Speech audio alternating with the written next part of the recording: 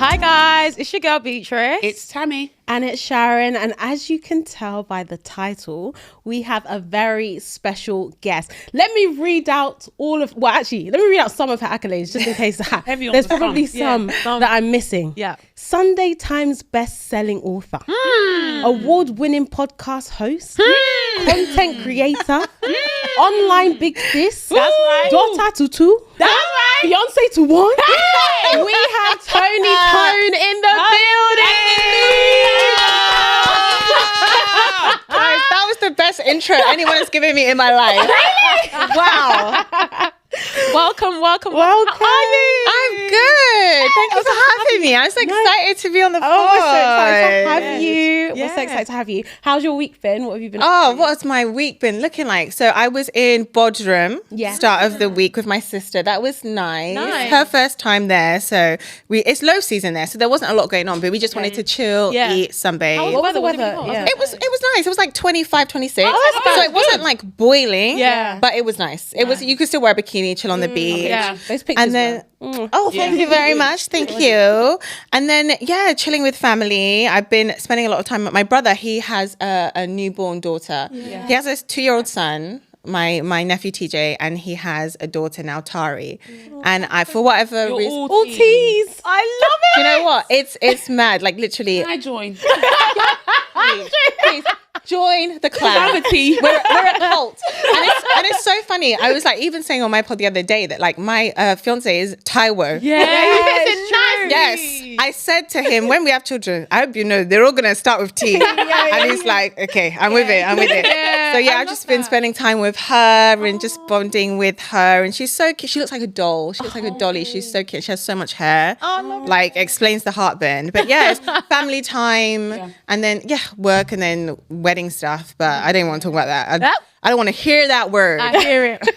I heard that wedding planning is stressful. Lord, just let the day come. I'm so over it. Honestly, Honestly, I've been saying to the girls that like, the more I get older, the more I'm moving further away from having a big wedding because the trials and tribulations that I hear, you know me, I feel like I'm a tough fighter.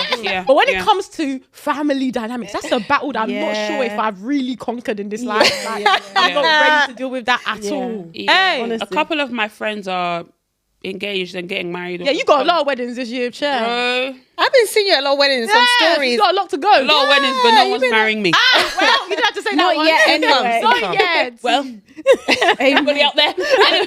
I was going to say, don't approach. I'm strict, please. I was going to say, the wedding I went to, because I just got back from Portugal. Yeah. And the wedding I went to, I think it was around between 180 to 200 guests. And that was a good number. That's just quite. Did it feel like a lot of people? No. Really? No. Oh, that's good. It didn't feel like a lot of people, but then again, maybe it's the contrast of the traditional wedding, where that was just under 700 people. Hey, Jesus is Lord. Who knows 700 people? I know. I don't even know some pony. You'll be surprised. You'll be surprised. By the time you've called mommy something, mommy Shegun, Sister Mary from church, there's 700 people. Yeah. I'm grateful that my parents aren't socialites in that case because my trad is like 190. And my white wedding is 160. That's a good. Because originally I wanted something small and then my fiance was like, small? No, never. It's not happening.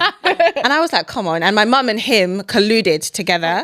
Okay. And so the middle ground was this. Okay. Because if it was up to me, it would be like 80 people, right? Because I'm like small, intimate. That is my vibe. Yeah.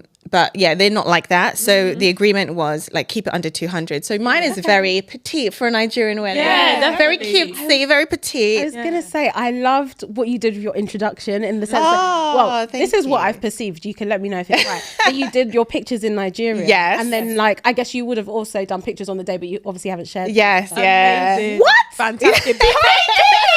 I think we were in the studio when we saw you. Yeah. We were like, I screamed. No, you looked so thank you, Sharon. We had our theories on how you did it. Yeah, we were like, thank you. Oh, no, maybe they went to Nigeria. Maybe Taiwan's parents live in Nigeria and they went there. Maybe, I don't know, are they older? Maybe they can't travel. We don't know. But we came up with so many things. We were like, we it's as if we knew what was going on, but we didn't know anything. because Taiwo and I agreed, like, we were not going to share the introduction. Because even with the wedding, like, a lot of people are like, oh my God, we wanted a wedding series, we wanted this. I actually haven't shared that much about my planning. Like, I went to like a dress try on and that was it. That's all. I've not really shared venues or anything. Because I'm not someone who's like, not that I don't care about the wedding. Yeah. Like, I care in that I can't wait to marry Taiwo. Yeah. But like, I've never grown up being like, oh, weddings.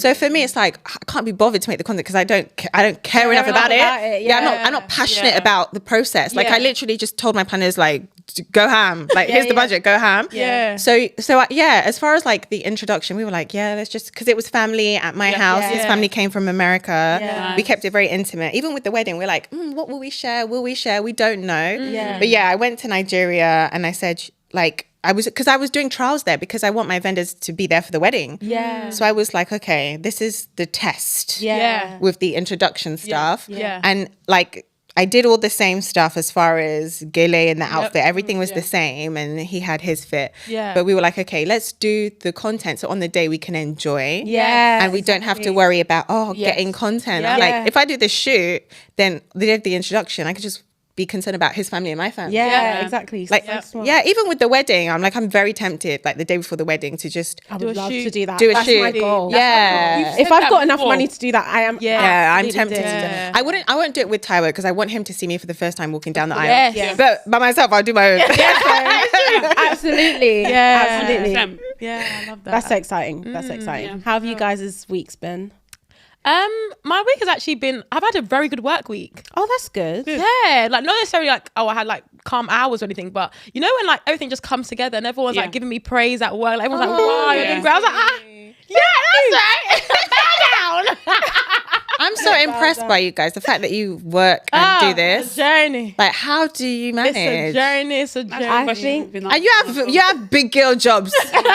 Big girl jobs as well on top of that. I genuinely feel like if it was just me, I wouldn't be able to do it. I feel like we lean on each other a lot. Yeah. And I Oh, think I love as well, that. because we've been doing it for like almost 5 years now, we have a good cadence and a good routine. And I think what helps us as well is that we plan so far in advance. Like in January, we knew when we were recording in June. So That's impressive. that helps. And then we also like will block out times in our diary when it's like, I'm definitely going to be on a work trip or I'm definitely going to be on holiday. So like we can like navigate it. I feel like the only way that we're able to do it is if we're like super structured with our planning. Oh, that's so impressive. Would you say you're all like Type A personalities? No, I'm not. No. That was a quick. I tried to Beatrice be. definitely isn't type A. I think I'm AB. Oh, okay, a mix. That's like me. I think I'm more maybe towards the A, but like I'm definitely not like type A, definitely. Yeah. okay. Yeah. What would you say? I would say you're type A.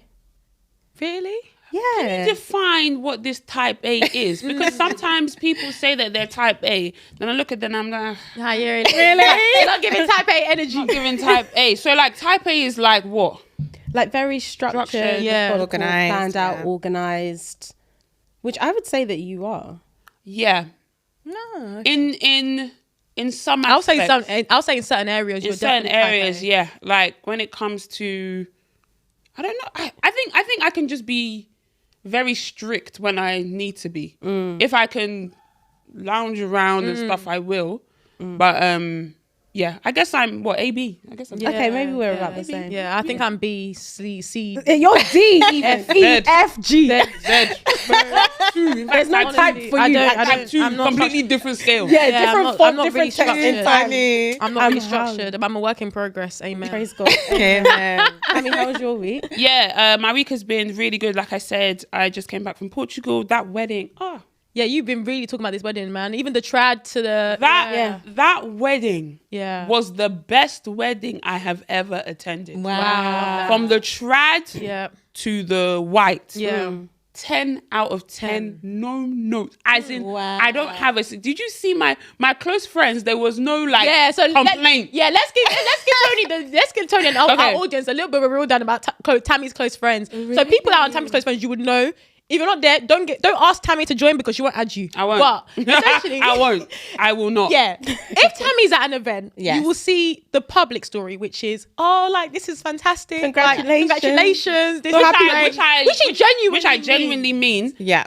But to the people that she knows that she can share her innermost thoughts with, she might say, This What's going Abula, on here? this Abula is not nice. Oh, but that doesn't really work, does it, guys? Okay, so critic in the close friends. Yes, yeah. But not Yeah, Okay. but it's not critical of the couple. Yeah, no. Of the, it's just more like so the guest. observing. It's more like observing. okay. Like, And it's more so the guest, Yes. to be honest. Okay. Like in terms of like, okay, they don't behave. why are we wearing beach outfits to a wedding? Wild. Yeah, Wow. stuff like Wait, is that. that something you've seen? Oh, Wow. yeah. Crazy. 2 weeks ago. Beach Yeah. outfits Just to 2 a weeks ago. wedding. 3 weeks ago.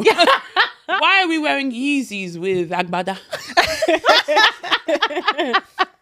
That one, Yeah. easy 350. That is Ever. Bro, Okay. like so many like different things. And like I said, there's no disrespect to the couple. At You can't all. really control At all. guests. Yeah. But it's more so guests and what they're wearing Like and the stuff like that. Like, etiquette. Yeah, they're not. Etiquette, Yeah, of exactly. Of course, okay. and like things like that. It's nothing to do with the couple. Obviously, I can't critique the couple because Yeah. they don't know What's what going people on. do and what Yeah. what's going on and stuff Yeah. like that. Yeah. But yeah, the wedding that, like I said, It was perfect. Even your close friend was just like, wow, this is fantastic. it's like fantastic. Oh, The food, like the food. Yeah, you say, is it the sea bass? Was it sea bass that you had? Yes, as in I was looking at sea bass like, okay, so she had like I think it was a 5-course meal for the white wedding. Wow. So the first course was like this. I don't even know. I don't even know the filet English. mignon. No, what is English? It was like Mignon for first. it was like it was like a pastry thing. That was nice. It was like a pastry thing. Then the second course was the sea bass. The sea bass was good. It was bussin'. Ooh. As in sea bass with like sweet potato puree. That sounds with lovely. asparagus. It was so good. Like I had some of my I literally had my friends who was like, No "You didn't finish." I was way. like, give it to me.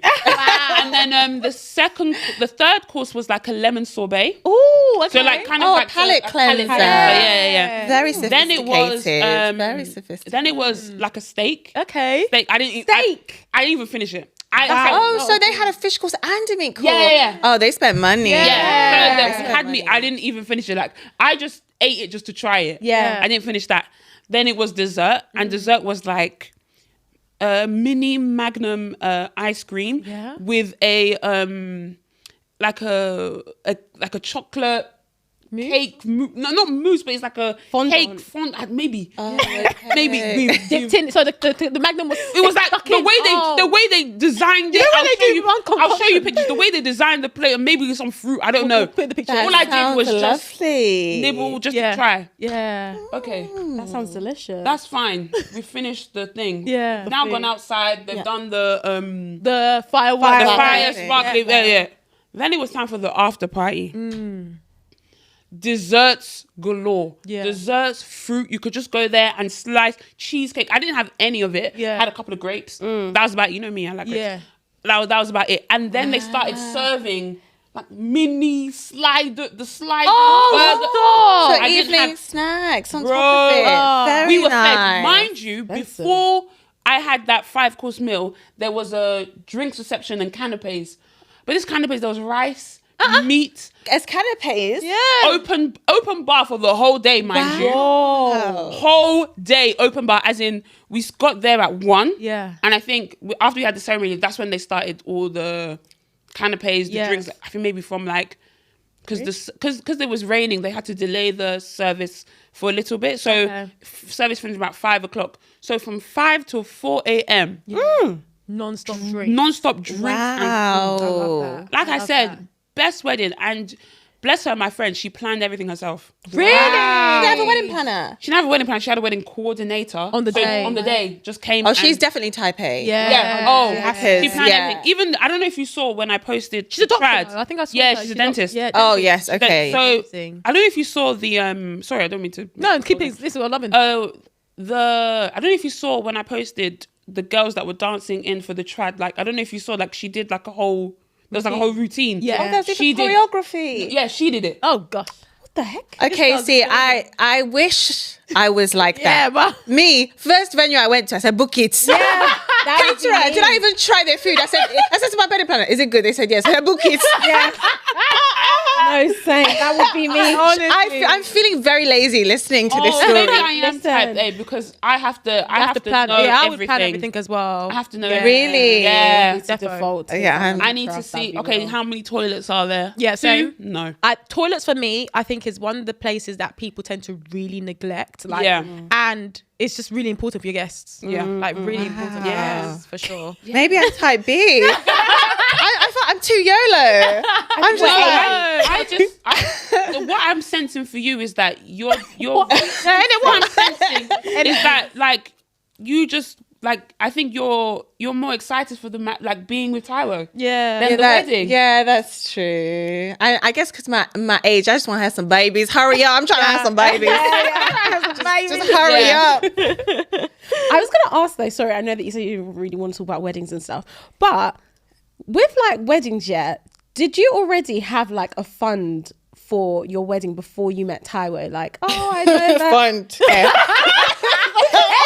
Do you know what I was thinking the other day? Well, one of my friends, she's getting married this year, and like she keeps saying on her private story, like, guys, even if you're single, please be saving your £5 here and there. That's actually good advice. Yeah. To be honest, that is actually great advice. Yeah. I did not have a fund. I'm starting to think I am type B because I don't have a fund because I just get money and I spend it, right? Yeah. So the fund that could have happened is enjoyment fund as far as I'm concerned, right? My holidays, when you see me on all these holidays. Yeah, exactly. That's the wedding fund then. Right, that's the wedding fund. But I guess I'm quite blessed in that because of the nature of like my job. Yeah. I get like injections of like large amounts of cash, right? Yeah. So I knew that, okay, I would do this many campaigns and that would be enough on my end. And Taiwo, he has like a nice paying job in America. You know, in America, they pay like way more than they pay here. Yeah. Like every corporate person is on 6 figures. Here, if you say 6 figures, people are like, Yeah. like you've made it, right? Yeah. So where like his job is quite comfortable, I knew that like, okay, this many paychecks and you're good. Yeah. Like, because we said, okay, let's just try and do as much as we can together. Bless Taiwo, he you know, like a lot of men, they're very proud. He wanted to do it all on his own, but I was just like, come on, that's not. Let's be realistic. Yeah. Let's like, I'm gonna. Yeah. You say that, but it's only a few men that will offer that. But the thing is, some men do say that, and some men are like so strict about like it has to be that way, and then they just won't marry you until they're ready to do it all by themselves. Which sometimes Yes, is a bit that like, is true as well. where's the flexibility? Like, Yeah. you don't have to do it all on your own. Do you know what I mean? Yeah. You can buy the house if you want to. You know? Yeah, please. I mean, Yeah, exactly that too. But yeah, no, I never had a wedding fund, but I was just like, you know what? I can't even take the credit for this because when the time came, I was a bit concerned because I said to my mum, like, rah, like, okay, I don't know if I want a trad. And she said, you're very mad. You have to do a trad. You're Nigerian, you're Yoruba. What do you think this is? And his mum was like, you people are very mad. So I was like, okay, how are we going to do this? And then I was like, okay, this is better justification for me having my intimate wedding. And then my mum, his mum, and my auntie were like, can you please have faith? God will always find a way. Like, you need to just have faith. God is going to find a way. Have a nice wedding to the point that you could look back on it and you're like, wow, look at all these memories. Like, don't feel like you rushed it or you did it small to save money. So I was like, okay, let me find a middle ground. And then like that, God found a way. Like literally, it was weird because literally like I got engaged and a few months later I got like offered another book deal and I was like, oh, okay, cool. Yeah, Like, I'll take it. I was like, okay, now I'm not worried about the wedding because like, as far as I'm concerned, like that's a big chunk of money sorted. Yeah. And I knew I was good with like Taiwo, but I was also thinking about my contribution. Like what, because me, let's not get into it. Yeah. So yeah, but I think for people generally, it makes sense to have a wedding fund, like especially if your parents aren't like super wealthy. Yeah. So like my parents, they're like comfortable, but they're not well. I think people often think I come from a wealthy family because my brother and my sister-in-law and like I go on holidays, but like I go on holidays like with man of my man's money, right? My brother and my sister-in-law, they're in their own separate bracket. My parents like, they didn't grow up wealthy. When we came to the UK, we came with nothing, right? So I knew like my parents would help because my mum is like trying and my dad is trying to help with the trad, but they can't be like, oh, you know, a lot of parents like especially Nigerian parents back home, well, at least the people I know, their parents would be like, oh, here you are, here's money for your wedding. Like, I didn't have that luxury. Like, I knew it was on me and Taiwo. And so, I was a bit concerned in the beginning, but God made it happen. Praise God. But in hindsight, though, I should have had a fund. I should have had a fund. But memories. I always say, like, God forbid, I could get hit by a bus tomorrow. Like, just saving, and I don't enjoy my life. Same, 100%. Okay, should we move on to the dilemma? Wait, you've not said what you've been up to, Sharon. Yeah, it's true. I even forgot. My week has been okay. You might hear it in my voice. I'm recovering from the flu. I feel like I sound worse than I feel, but I still don't feel like 100%. I don't know what's going on because I usually, like, if I get the flu, usually I take like one dose of night nurse and you're like, done. I'm done. But I'm on my second dose and I'm thinking, what's going on? So that's been a bit annoying. But like, work has been pretty calm. Like, I can't really complain. And the sun's been shining in London, so We've been having great weather. I know, it's so good. Yeah, I had a really good weekend last weekend. It was like, I'm not a very spontaneous person. Like, I'm usually like, oh, this is what I'm doing this day, this is what I'm doing this day. And then I just had a really spontaneous weekend last weekend. I was like, oh, get used to it. I was like, invite me out more, I might say yes. Love that for you. I was even jealous. Oh, she outside like that, yeah? Yeah, she was. And I was, well, In Portugal. I was in Portugal. Oh, okay, Yeah, it was fun. Like, FOMO. I went out on Friday and then I just found out, like, whilst I was out, that I was going to a party. I called Beatrice. I was like, Beatrice, you need to come. But Beatrice had taken out her, she didn't have a wig. Let me even explain. Okay, yeah. Do you know what? Give the gist. Let me give the gist. So Sharon told me she's going out. You know when you just FaceTime your girl and like she's away. I'm like, okay, cool, have fun, see ya. And this is time we're not recording the podcast because obviously Tammy's about to go away. Yeah. So I'm like, oh, hallelujah, a Friday at home. Yeah. I put on my Kai collect. Yeah. I got one too. And I have my hair right, and I'm like, okay, cool. This is my opportunity to wash, like, take out my hair, deep do deep condition, wash it. I had an appointment the following day in the morning at 8 a.m. So I was like, let me make sure I'm set for that appointment. In fact, I even loaded up the Netflix that I was going to even watch as well. Perfect. When I called Beatrice, she looked cozy. Sharon called me. When I said It sounds cozy. Were you in your living room? I think you were in the bed. I was in my bed. I think I was in my bed. My hair was this. out. Like, she looked like a cartoon. Yeah, my hair was completely out. I had my robe on, and then Sharon was just like, get ready. I said, You know when you hear something like, are you even looking at what you're Are you registering what you're seeing? Yeah, literally, what the hell? You're like, just get ready and come and meet us. I said, I said, Sharon, I'm not sure. I think you were just like, yeah, let's go. Wait, did you get ready? Of course. She did. If you see I the way, can't of course lie, she did. The following day, I deeped exactly what I put Beatrice through the night before, and I had to send a message, and I was like, by the way, thank you so much. I don't think we're even deep in that. The journey alone was an hour and 10 minutes to get to where Sharon was. And then I didn't even cane road. So I Yeah. basically, you know when you get to a point where just taken out the cane road. taking my cane roads, and I was like, okay, cool. It's either I cane road this bitch and then put a wig back on, or I like do a ponytail and slick it. But you know, this hair, God forgive me, I had not washed my hair in a minute. So it was long. I said, no. I said, if only if I slick this, the flakiness that will come out. And you know people know you now. Even when hey, please. I said, no. And with this platform, I said, nah, not today. going out looking one how before they say mental health. Exactly, I'm going through something. So Exactly. I literally like, what do I do? So I had to even cane roll the hair quickly. Yeah.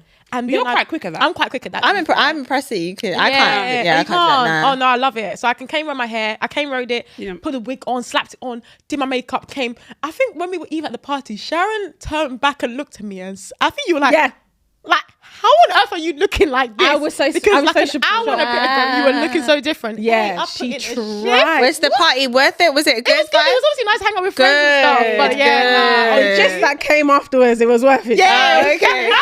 Good. And you know, like, my favorite part about the party is, like, you know when you're looking at each other like, we're going to discuss this. Yeah, you said something. It was that. It was like, exactly. I'm going to, no, we even said that we couldn't even call. We had to go to lunch on the Sunday. To debrief. Yeah. The gist was that good. You had to organize a lunch date. Yeah. Wow. It was worth it. It was worth it. This gist, but we have a meeting tomorrow. Yeah, don't worry, we'll tell you. Wow. But yeah, so that was my weekend last weekend. Yeah. And I just when Sharon put in her close friends that she went out spontaneously. The joy and jubilation I had in my Yeah. spirit. I I said, go on, girl. I don't do it. I'm like don't very do much it. like a homebody, like Yeah. stay at home. But you know what they say? Oh, you're Sha? like me, You're yeah. not gonna find your husband sitting in your room. Yeah, or It's something. true. Let me go outside, chill. Outside or online. You have to be, you have to be perpetually online or outside. Yeah. exactly. Very, very So true. true. So true. Okay, yeah, let's do the Well, dilemma. let's do the dilemma.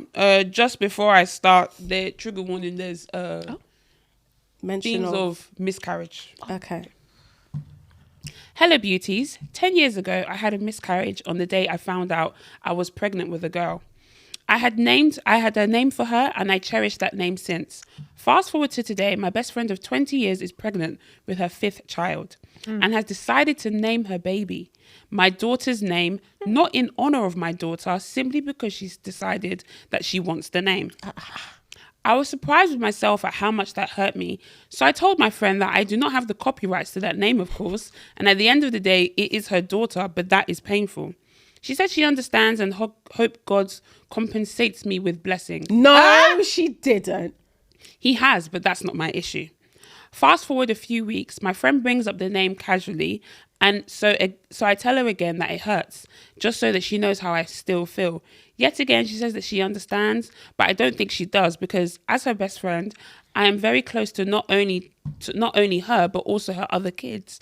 I love them like my own, and I am a part of their lives. I was there for all of their births. But I don't think I can be anymore if there's a sore reminder of my daughter in heaven, even though I have made my peace with my loss many years ago. My daughter's name is uncommon and unique to my ethnicity. My friend does not have the same ethnicity. Oh, come on! Come on! Yeah, it's crazy. My friend does not have the same ethnicity as me. To some extent, I feel like it's not only a hurtful thing to do to your best friend, but also cultural appropriation. Yeah. I agree. Yeah. There are thousands of names she could pick, but she's adamant on the one that is very near and dear to me. I feel this has created a rift in our friendship, and I can't pretend to be okay with it. I speak to her normally now and do not spite her, but I do not go out of my way for her anymore. I did reach out after 3 weeks of silence to check in on her and the pregnancy. We talk like we usually do. However, she does not interact with my posts on social media, but does so with her other friends' posts. Am I wrong and petty for telling her how I feel, or was this a bitchy move from my friend? Kai. Leave it to Tony to take us there. Gosh, I feel like what the friend did was really insensitive. 100%. Because when it comes to things like miscarriage, there is so much more to consider associated with it. The mental toll, the emotional toll, and also the memory of the child. 100%. And I think sometimes people often assume if someone goes through a miscarriage, it's not a big deal to the parent if the child was never there, especially if it was a miscarriage in the early stage. But with the understanding that you were going to have a child in this world, it is still the loss of a child, whether it was a miscarriage at 4 weeks or a miscarriage at 12 weeks or whatever. And I think for you to take the name, considering she has told you that was the name that she wanted to name her daughter, and for you to take it and also use it with the understanding that every time she hears that name, she's going to think of her child that passed away. And she's going to think about that experience. It's very inconsiderate. I also think it's very selfish. There are millions of names in this world for you to choose from. I'm also very baffled by the fact that you've selected a name that is obviously specific to her culture and ethnicity and whatnot. And you're not a part of it. It almost seems borderline vindictive. 100% yes. Yes. So I feel like she was well within her rights to let her friend know that I'm unhappy with this. But in my opinion, that's not a good friend. She's that's an awful thing to do. She's not an awful friend for that. Like, and my thing is, even if my friend was like, oh no, it's fine initially, why would that name even come to my mind? I'm not even from that cultural background. And that was the name she was going to give her unborn child. That's wild to me. I agree. I think you should cut that friend off. Yes. To me, like, I was trying to like maybe like come to terms with it a little bit until you said that it's not even from her culture. That to me sounds kind of like you're doing it almost to spite her. And even if you're not, and she's made you aware of the fact that like this hurts me, and like you said, every time you mention the name I'm reminded of what I went through. Why would you want your friend to constantly be reminded of her trauma? Your best friend of 20 years.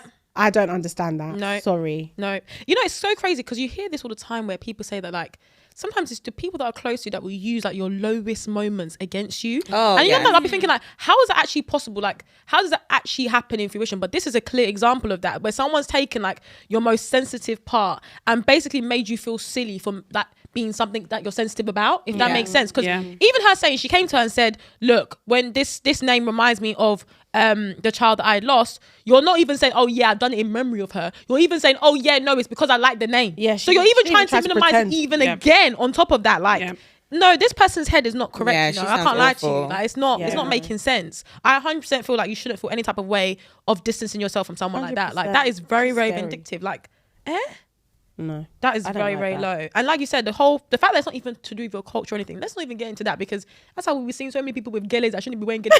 And now I'm making it back into another thing. But you know, we just see so many things, just thinking this is not even, this 1 + 1 doesn't equal. That's how you meet a blonde, blue-eyed Coyote one day. honestly. Hey, it's so true. What the heck? But very, very sad. Very sad. Yeah, that's really when sad. I read the dilemma, I was just like, what is really going on in this world? Yeah. Like, where is the friendship? Like, I don't understand. There's no like, friendship. There's like, we read so many dilemmas of like friendship breakups and romantic breakups, whatever. But like, you know, there's some friendship breakups where it's like, oh, a situation has happened, and then this one is like, you just went out of your way. Like, it's not even like, oh, something happened and then you know there's a one side, there's another side, and then but then we just fell out. No, you literally went out of your way.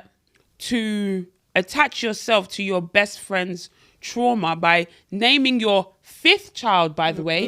It's not even like, my first, like, we've seen all the children. Not that any child is not special. Not that any child is not special. Yeah, I know, but after the 5th one, you're like, oh yeah, part of the gang. Like, your 5th child, this one, I don't know whether it's her, maybe, I can't remember whether she said it was her first child that she had the miscalculation. I don't know. I think she said it was her first. So you've now named your 5th child, not saying that, you, like you said, they're all important, but your 5th child, the one that she lost. Yeah, that's insane. You're not even, as in, we shouldn't even be calling you a friend. That's there's no friendship there. There's nothing there. Yeah. Like, if that were me, before I even say that, oh, she's not even part of the ethnicity, once you've named the child, like, we're not even going down that road of ethnicity. Even forget that one. Let's even deal with the main thing. Like, the fact that you would go out of your way to name, and you know, with us, we're Yorubas here, names have so meaning. They do. Names so have important. A lot of meanings. Like, there's, you know, names that are in Yoruba names where it's like, it has like Tunde, like, but like even if you were to say that, oh, you're naming your child something like Babatunde or Yetunde, it kind of means that someone has come back from, maybe you can say that, oh yeah, I thought, but you didn't even do that. You didn't even do it. There's not even any meaning behind it. Like, our names, like,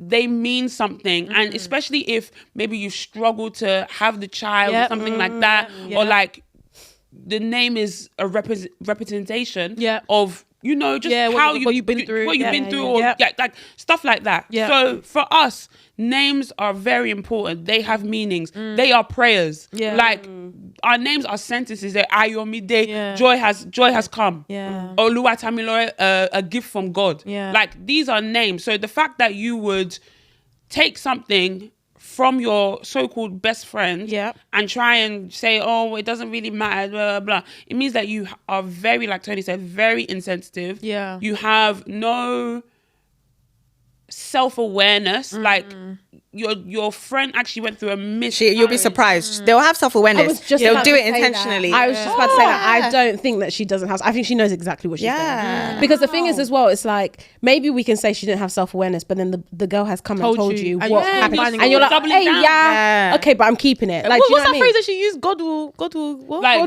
restore what you have lost. But you know what's mad to me? It's the fact that she even said her friend is even disengaging with her on social media, not liking her stuff. And one thing I really really detest. I feel like often someone will be a victim in a scenario, and the perpetrator will take on the victim role. And all of a sudden, it's them behaving as if you have wronged them. Meanwhile, they've wronged you. So it's the audacity for her to even like be distancing. Like, it's one thing if she took the name and then was like, oh, please, why aren't you talking to me, please? I want to speak to you. I still want to be your friend. I want to see you. But you're even acting like you're so in the right and she's bugging. Meanwhile, you're the one that's moving mad. Like, I hate that so much. And it happens so often. And it's crazy because even like when it comes to situations like this and people who knowingly behave in this way, they can often twist stories too. So I'd be so fascinated to know what she's saying to other people, because for you to be disengaging, you feel like you're in the right. For you to feel like you're in the right, the story you're relaying to others is a story of, oh, can you believe this happened and my child, and there are so many names in the world and whatever. They have like a very manipulative way of like spinning a situation to their benefit. And I just feel like this person is likely doing that, because why are you even acting like the victim? Like you're not the victim. You're the villain in this story. 100%. It's so crazy. I think my advice to you would honestly just be to it's gonna be tough because especially because you said that her children are kind of like your children, like you're super involved in their lives. But I honestly just feel like after what she's done, and the child is not here yet and you're already like feeling the way that you feel, let alone when you go to the house and you're hearing the name like constantly. I feel like now might be the time to just, like you're already doing, like distance yourself from this friend, because I don't believe that someone who loves you would ever put you through that, like seriously. But friendship breakups are really tough. I saw actually on your podcast that you were talking about recently, which I thought was so crazy, how like in the past you had friends who would like manipulate a situation or create a story about possessive friends. It's so mad. Gosh. Maybe you can explain it actually for the listeners, because I don't explain it very well. So I was basically talking about friends who can be very possessive, because when we hear the word possessive, we often think of like romantic relationships, right? But it happens in friendships too, where someone wants to be your friend so bad that they seek to isolate you, the same way a possessive partner or jealous partner or controlling partner would try and isolate you. So I was talking about like how it's such a bugbear of mine, because I've been through it on several occasions where and it's easy to miss, because you can often assume, oh, this person really likes me. They really love me. They want to spend all this. They want to be my bestie. We're just so close. Meanwhile, in attempting to be close with you, they're behind the scenes, they're souring the relationships you have with other people, and you're none the wiser.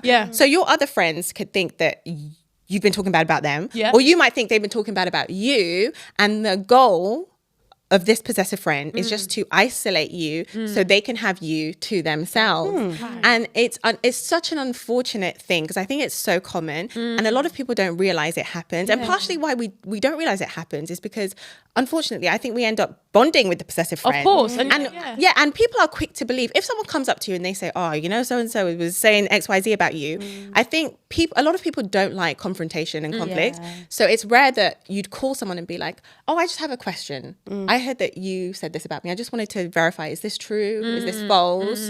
You want to believe your friend, right? So people rarely go to the person in question to query it, right? And so ties are like severed for that reason. And that experience, I had an experience like that in the past, and I've had future experiences where I've been on the other end of that. And that taught me one very important thing, like never to just follow people blindly, and never to just inherit beef. I mean, unless you're my sister, like my little sister, it's on site. I don't care who it was. You can tell me it was someone that I adore. Tell me, Mother Teresa, this was on site. So, unless it's my little sister, Otherwise, with my brother, sometimes you can rub people the wrong way. So that one, even you, your behavior sometimes. I don't even trust you. That one, I'll still query that one, you know.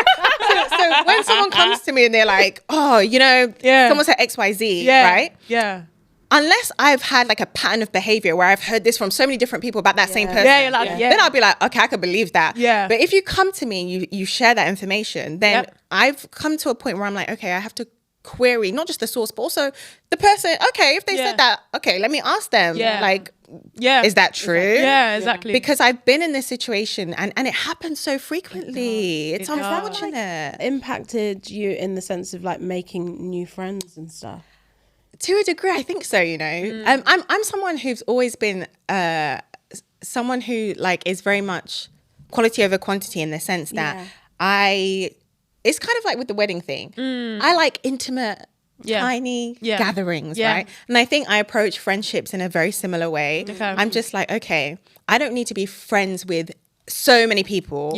I have my core people and I stick in my comfort zone. It's a comfortable place for me. But I do think that when I was in school and university, I was probably a bit more social, and then I obviously went through an experience that rubbed me the wrong way.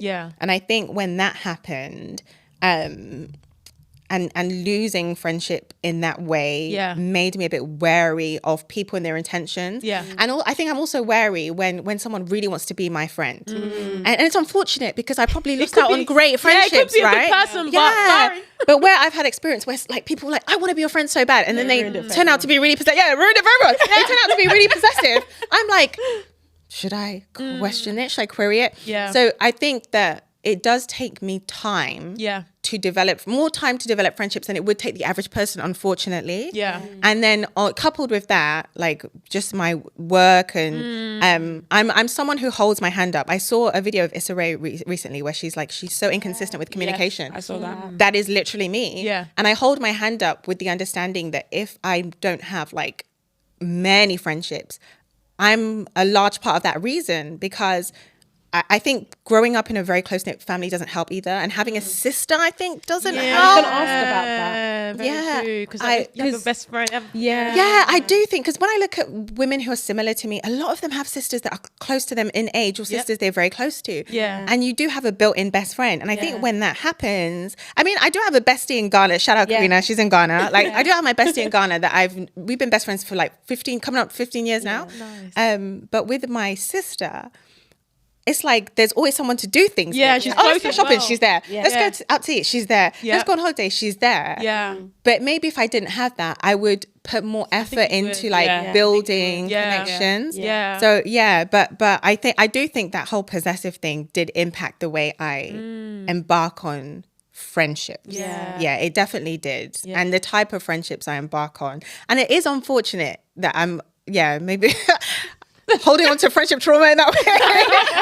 I think it's fair. I think it's fair. I think it's fair. I think I'm quite similar in a different way, in the sense of like, I really struggle with like, if you've wronged me once, it's really hard for you to regain my trust ever again. Like, I agree. The thing is, sometimes I even try and fight it. I just don't know how. Sorry, like you've already like misused the trust that I gave you the first time. First time is like, shame on you. Second time is shame on me. Like there's not gonna be a shame on me. Do you know what I mean? And I feel like in that way I've been very like guarded, in the sense that I was saying, we were having this conversation a while ago in terms of like friendships and making new friendships, that like I feel like I have my friends already, so sometimes I'm a bit like, do I need any more? Like I've got all that I need already. But at the same time, like Tammy was saying, that like her dad and her mum have like made like close friends like in their later years. So I love that. Like some of my dad's close friends now, especially there's one particular uncle in mind, like they met through like my brother. I think they were like playing like him and my brother and then his son, they were playing football at one time, and they met there, and then then they became more friendly, realized that they have a lot of friends in common. He even moved to our area because my dad recommended, it's a really good area, blah, blah, blah. So he lives I see them walking to church, see them, stuff like that. So it's like sometimes, like I think at one point I was like Sharon, but then when you start to see people, obviously my parents, close in their life, like making new friends at 50 something from his late 40s, I'm just like, so that means that like the making friends thing doesn't really stop, because I'm thinking about when I was younger and the people that I was around, like my parents, like we used to go, you used to go to people's houses, like we don't typically like my parents are not as close to those people now, so it's kind of like, clearly life is really up and down. You're really close to some people at one stage, maybe like when all your kids are around the same age, and then if you move away, like it impacts friendships as well. And I even think I was going to say as well, even like from going from single to like in a relationship, and then when you meet their whole side, it's like a whole different dynamic of people. They're like, actually, like I'm really close with you, and then you end up like developing a really good friendship. I feel like we were saying to Sharon that like different stages of your life, sometimes like it sets a whole new scene, and you're like, obviously due to the nature of where you are in life, if you're married or even having a newborn, like sometimes you just gravitate more towards certain people. Even different spaces, because obviously we've started this podcast, so obviously we're now in a completely different industry to what we were before we started it, and there's definitely people where I've met through talking on this mic, and I would say that I consider them a good friend, like as hard as it may seem, but you can make friends at any age. Another example is my mum. She started a shoe business like 10 years ago. The customers that people might, they're your friend, we're doing 50th birthday in Dubai, can you come? Like, do you understand what I mean? So it's kind of like, when I see things like that, I'm like, you can make friends at any age. Now, as you're talking, I think also because my parents are like same friends for like literally all my life. You know what? I was listening to you, and I can't lie, I was thinking maybe this is why I am the way I am, because my mum, we joke because we're like, your best friends are your kids, your husband, and your sister. And I'm like, oh my God, am I becoming you? Is it going to be like kids, husband, sister?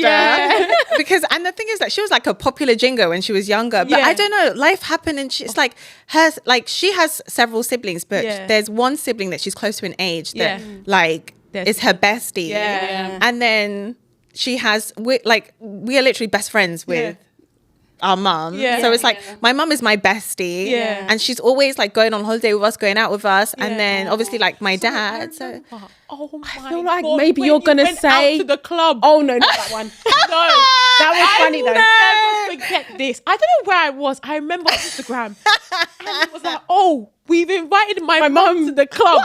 She was having a good time. That was so. I was like, it was awkward because I didn't realize it was like a sex dungeon theme. No, I was gonna say that environment was crazy. Sex dungeon. No, it was like okay. So basically, my friend was like, "Oh, Tony, come to the club." And then I was like, do I want to? Because I was in London and I live in Oxford, so I was in London at the time. And he was like, come out. And I've known him for ages, since I was 18 years old. And my mum knows him too. And I was like, you know what? I can't come out because I'm in London with my mum. He was like, bring her.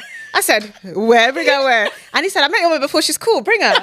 So I said to my mum, I was like, yo, apparently there's this new club that's opening in London. Do you want to come? She said, come on, let's go to the club.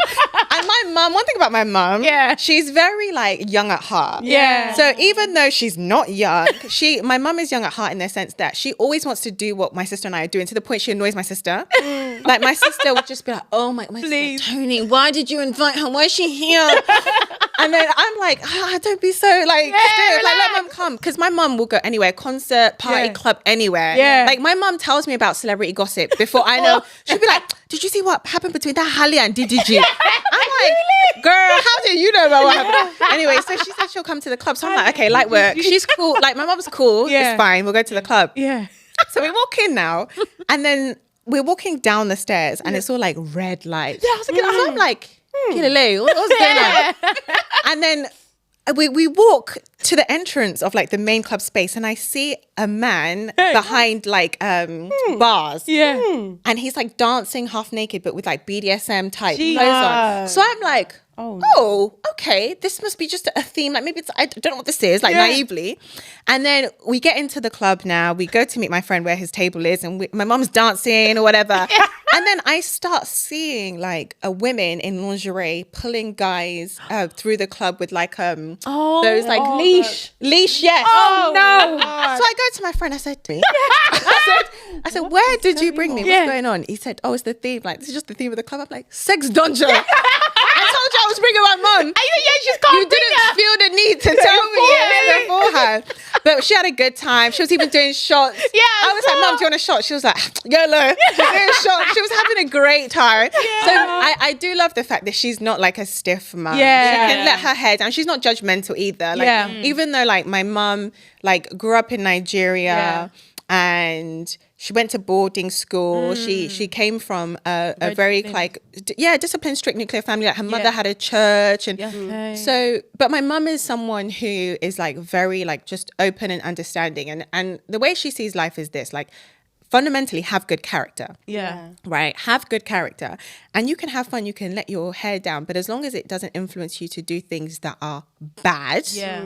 like harmful to others, or harmful to yourself. That's the main thing. But she's not one of those aunties that's like, pull your skirt down. Why are you going here? Why are you going there? My mum, like, I'll come out with cleavage. I'll have a little mini dress. My mum was like, oh, Tony, you look so hot. I love your dress.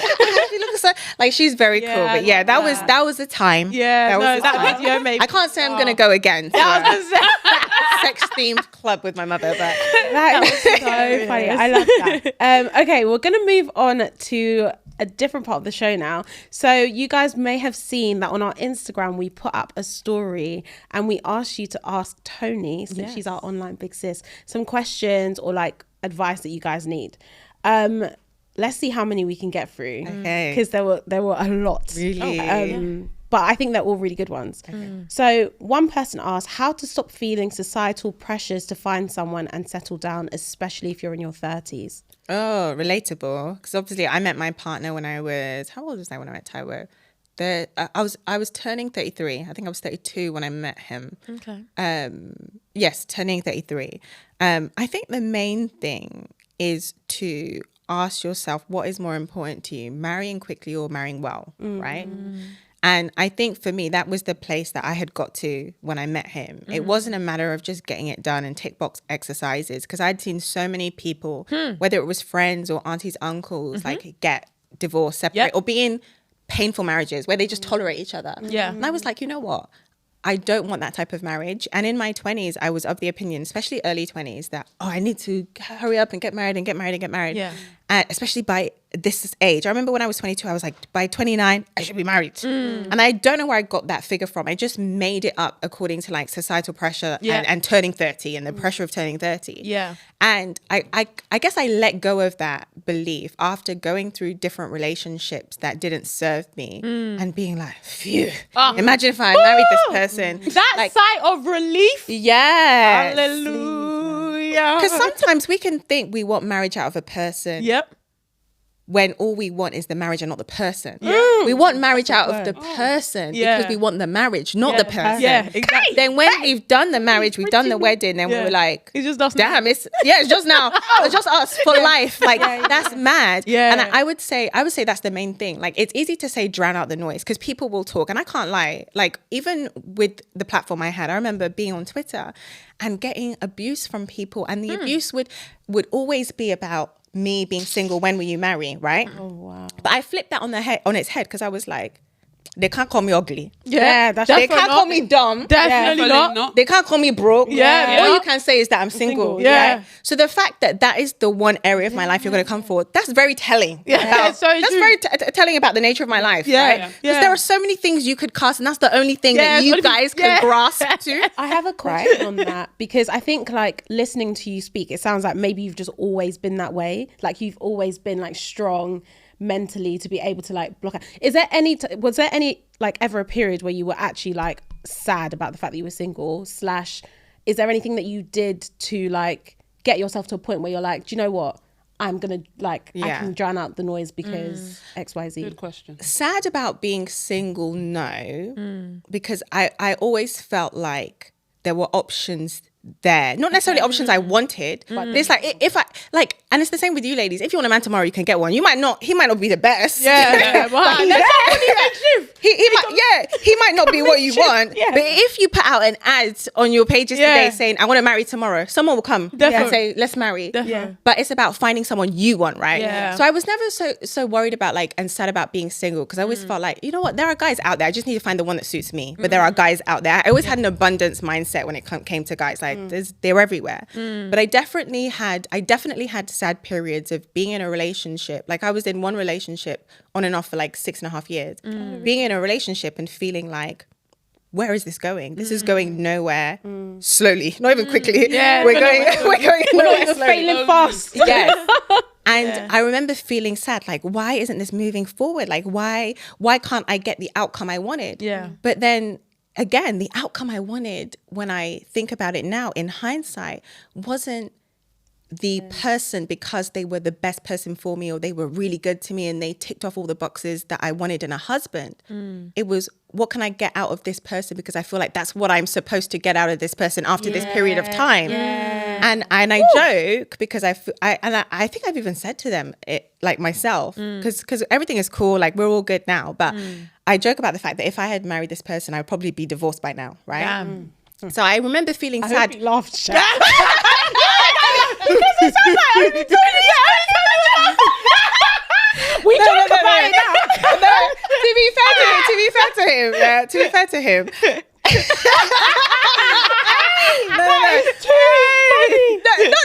Not that it was because of him, girl. But like divorced in the sense that I wasn't ready, he wasn't ready. Right? But I didn't know I wasn't ready. And I had to find out through failing that I wasn't ready. And it wasn't even failing, because is it really failing when it's the right outcome for you? So it wasn't failing, it was through not getting what I thought I wanted. Right? And again, like in hindsight, if that relationship had worked out, I would never have met Taiwo. And he's been like, this is the best relationship I've ever been in. He's the most wonderful person. Like he's absolutely. When I tell you that, like, the girls know anyway that like I've been following you for years and years and years, right? I genuinely feel like watching your relationship has given me so much hope. I'm not gonna lie, because I feel like I can't lie. That what this girl said in terms of like societal pressures, sometimes not even society, sometimes it's family. Like your family will be like, oh yeah, but what's going on? Like, are you dating? You know, time is going. Those eggs, those are the same eggs that you had since you were born. Or like, do you know what I mean? And so I feel like sometimes you can feel like you have to have the marriage even if the person's not right. But I feel like watching like your story, and not that like obviously I knew you personally, but obviously because of the way that you've like explained it, I feel like it's given so much hope that, do you know what, it's actually not the end of the world. And when I saw your tweet about marrying right and not fast, I was like, this is exactly like what I want. Like I would rather, we say this all the time, like God willing we'll live to like our 80s or 90s. Even if you get married at 40 and you live till like you're 80, that's still 40 years of marriage. Like why would you want to get married to someone in your 20s just to say you're married and then live with somebody that you don't want to be with until you die when you're like in your 90s, 80s and 90s. Do you know what I mean? And that is it. And I feel like the way you've kind of answered it yourself. Like that is it. It is better. And I also think that a lot of it comes to valuing yourself. And I know some people might roll their eyes like self-worth is everyday self-love, self-worth, self-worth. Like I think that you can love yourself and desire companionship, right? That is perfect, because it's perfectly normal, it's perfectly human to want partnership, right? Of course. But when I say self-love, I mean self-love in the sense that the love you have for yourself has to outweigh the loneliness that you feel, right? And the love you have for yourself and the love you have of your own company has to be so strong that it only makes sense for you to add someone to your sense of company or singular company if they're adding value, right? And I think that's really important. I think when I was younger, I was of the opinion that I was happy, I was confident, I knew myself. But now I'm like, actually in my 20s, did I really know myself that much? Now I'm like 35, I'm gonna be 36 next month. I'm in a great space. And I think historically, my relationships, part of the reason why they didn't serve me is because I did not value myself enough to stick to my boundaries, to stick to my non-negotiables, to say, no, this is the kind of love I deserve. This is the kind of love I will entertain. And if nobody's giving me that, I would rather be happy and alone. But if I'm not happy in my aloneness, in my solitude, then you just want someone to fill that void. Oh, I hate my own company. I hate being alone with my own thoughts. I want someone to distract me. But when you love your own thoughts, it's gotten so bad to the point my man even complains that I love my company too much. Oh my God, let me in. He'll say, do you even love me? You don't even call me. I'm always calling you and I'm like, oh babe, sorry, I was doing this. He's like, do you even care? Like it's him joking. But he's like, this girl, if left to her, she'll be off doing her own thing. Like sometimes she even forgets. It feels like she even forgets I'm even there, right? Because I just love my company so much. Yeah. But that's when I knew that, okay, I'm ready to have someone for real. Because I love my life, I love my company. Yeah. And I just need someone to just add to that. Yeah. And they can only come into my space if they actually add. Yeah. If you're minusing, if it's the same, then I might as well just be by myself. Yeah. Why would you be there? What value are you adding, right? Yeah. But if you're adding to that, it's like, okay, it makes sense because I love what I have built here. But if you don't love what you have built, you're just looking for someone to fill that void. Definitely. So I think that's also a big, massive part of it. And I tell my friends all the time, especially my best friend, I'm like, look, at the end of the day, you have to get to a place where you are content with the life you have built for yourself. And you're just looking for someone to do that life with. You're not looking for someone to give you happiness. And I think I saw a clip of Will Smith. He said, like when it came to his life and it came to relationships, he came to a realization where it's like, he kept looking to like his wife to make him happy. I want a man to make me happy. I want a woman to make me happy. They should make me happy. They should make me happy. No, you have to get to a place where you're like, I'm happy. And that's great. Yeah, I'm happy. Now, who can I be happy with? Who's also happy? Yeah. And we can walk in happiness together. Not like I'm looking for you to save me or I want to save you. Because that is another thing I did. That's definitely. Feeling like I can be someone's peace and I can be someone's happiness. Oh, if I just love him, he will improve. Let me show him the light. He will become the best husband for me. I can just love him into being a good man. You cannot love anyone into being a good man. At all. I'm of the opinion that like people are good men first and foremost for themselves. Yep. Right? And then that filters out onto you, right? Because they have good character. They possess good character. Yeah. Why should you as a woman have to rehabilitate a man into being good? Like you can support a man through his own personal journey of being a good man. Yeah. But a man's not going to be like, oh, I'm going to be good for you. Yeah, and everything else is because then it's insincere. Yeah. Because you telling me if I'm not here anymore, God forbid something happened to me, you would just go into your old ways of scamming out, doing madness and misbehaving. You know what I mean? Yeah. So honestly, it's a lot, but that's a really good advice. Really good question. Next question. How do you forget the ex you loved dearly, even if he was never any good to you? It's so funny that someone asked this question because I have a book coming out at the end of the year and it's called No Fucks Given. And it's basically a zero accountability guide to getting over a boy, like getting over an ex. And I talk about getting over an ex in so many different ways in this book, but one thing did that book like 3 years sorry, Tammy. You managed. Where were you? I was going through my own stuff. No, I'm joking. So I think that for you to assert, it's actually good that she said knowing he wasn't good for you. Yeah, because knows that part. Exactly, because that's where a lot of us are disillusioned. Yeah. For you to assert that this man was not good for me, you then have to strip everything away and query, why do I miss this person? When I did that in the past, I came to the realization that I was hurting and I missed this person, not because I missed the person, but because my ego was hurt. It was an ego thing. Like what I thought was missing you was actually trying to heal my ego and trying to get over the fact that like this relationship that I had built didn't work out and feeling like, was I not enough? Like why didn't it pan out how I wanted it to pan out? And those feelings of like, oh, I feel low, I feel sad, I'm upset that it didn't work out. Those feelings existed because my ego was hurt, but I was mistaking them for missing him. Because I assumed if I'm sad after a breakup, if I'm low, if I'm angry after a breakup, clearly I'm so upset because I don't have him anymore. Yeah. No, I'm upset because things didn't go my way. Yeah. And my brain is trying to make sense of that upset. Yeah. So that's like one aspect of it. And I think another aspect of missing people is we do not miss them for who they are at their core and their character because we know they are bad people. Yeah. But we miss the routine of being in a relationship. Yeah. I miss waking up and having a good morning text. Yeah. I miss having someone to cuddle with. I miss having someone to kiss, to hold.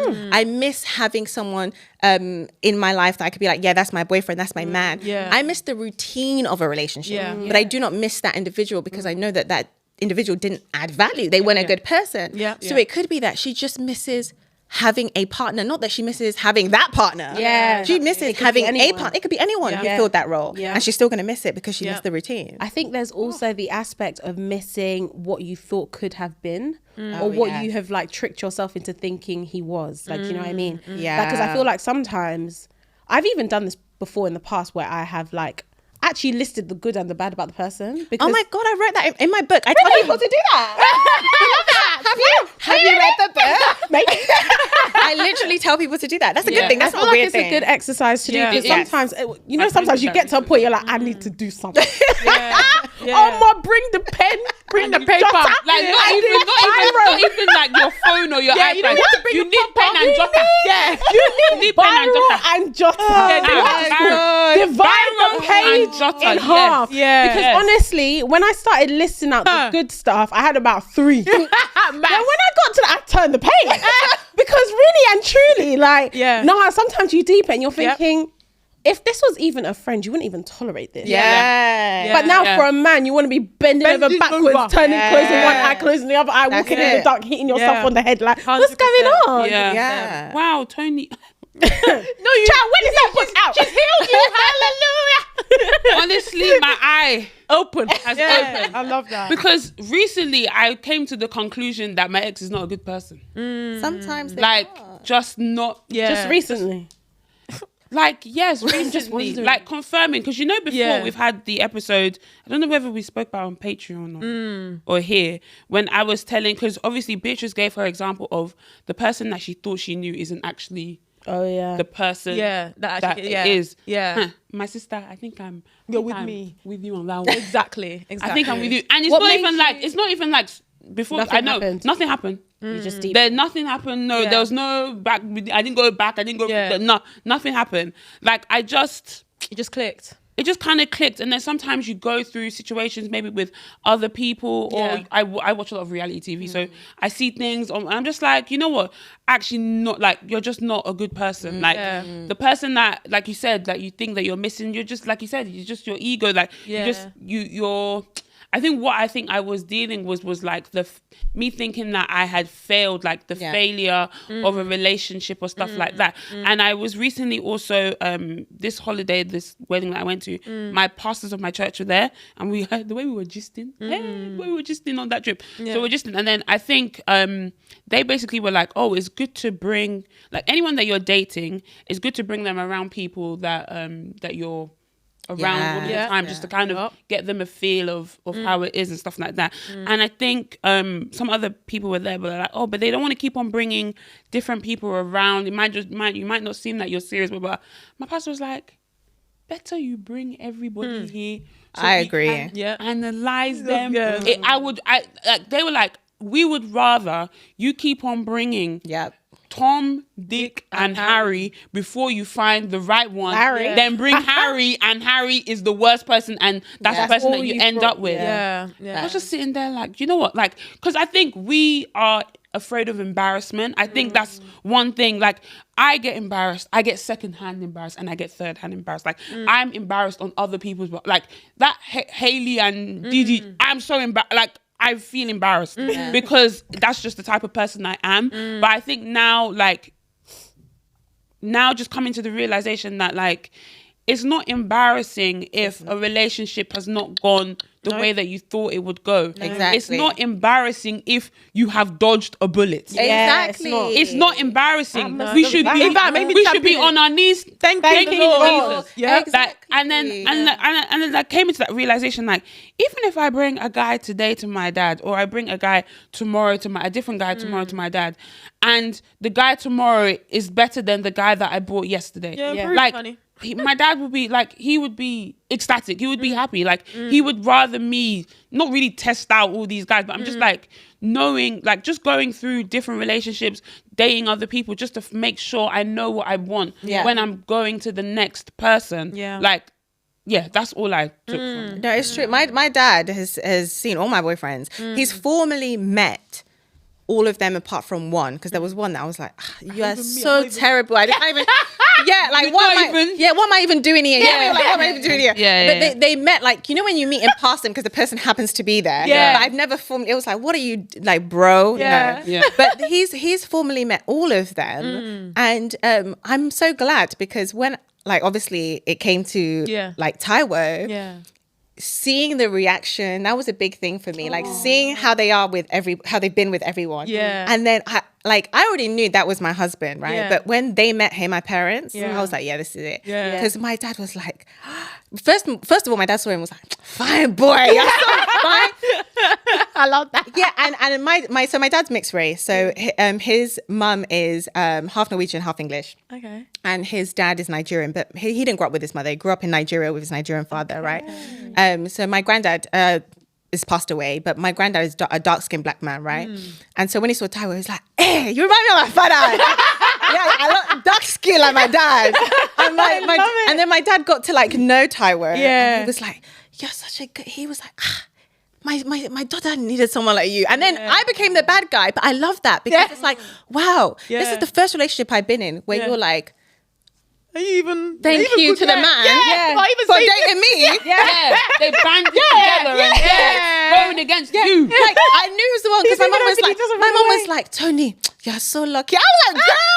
I said, if he's lucky, I'm so lucky. But yeah, I agree with that because seeing the reaction and how my parents love him, I was like, okay, this is very telling in itself. Yeah. My siblings too, like seeing how they've been with previous boyfriends, because again, my siblings have met all but that one.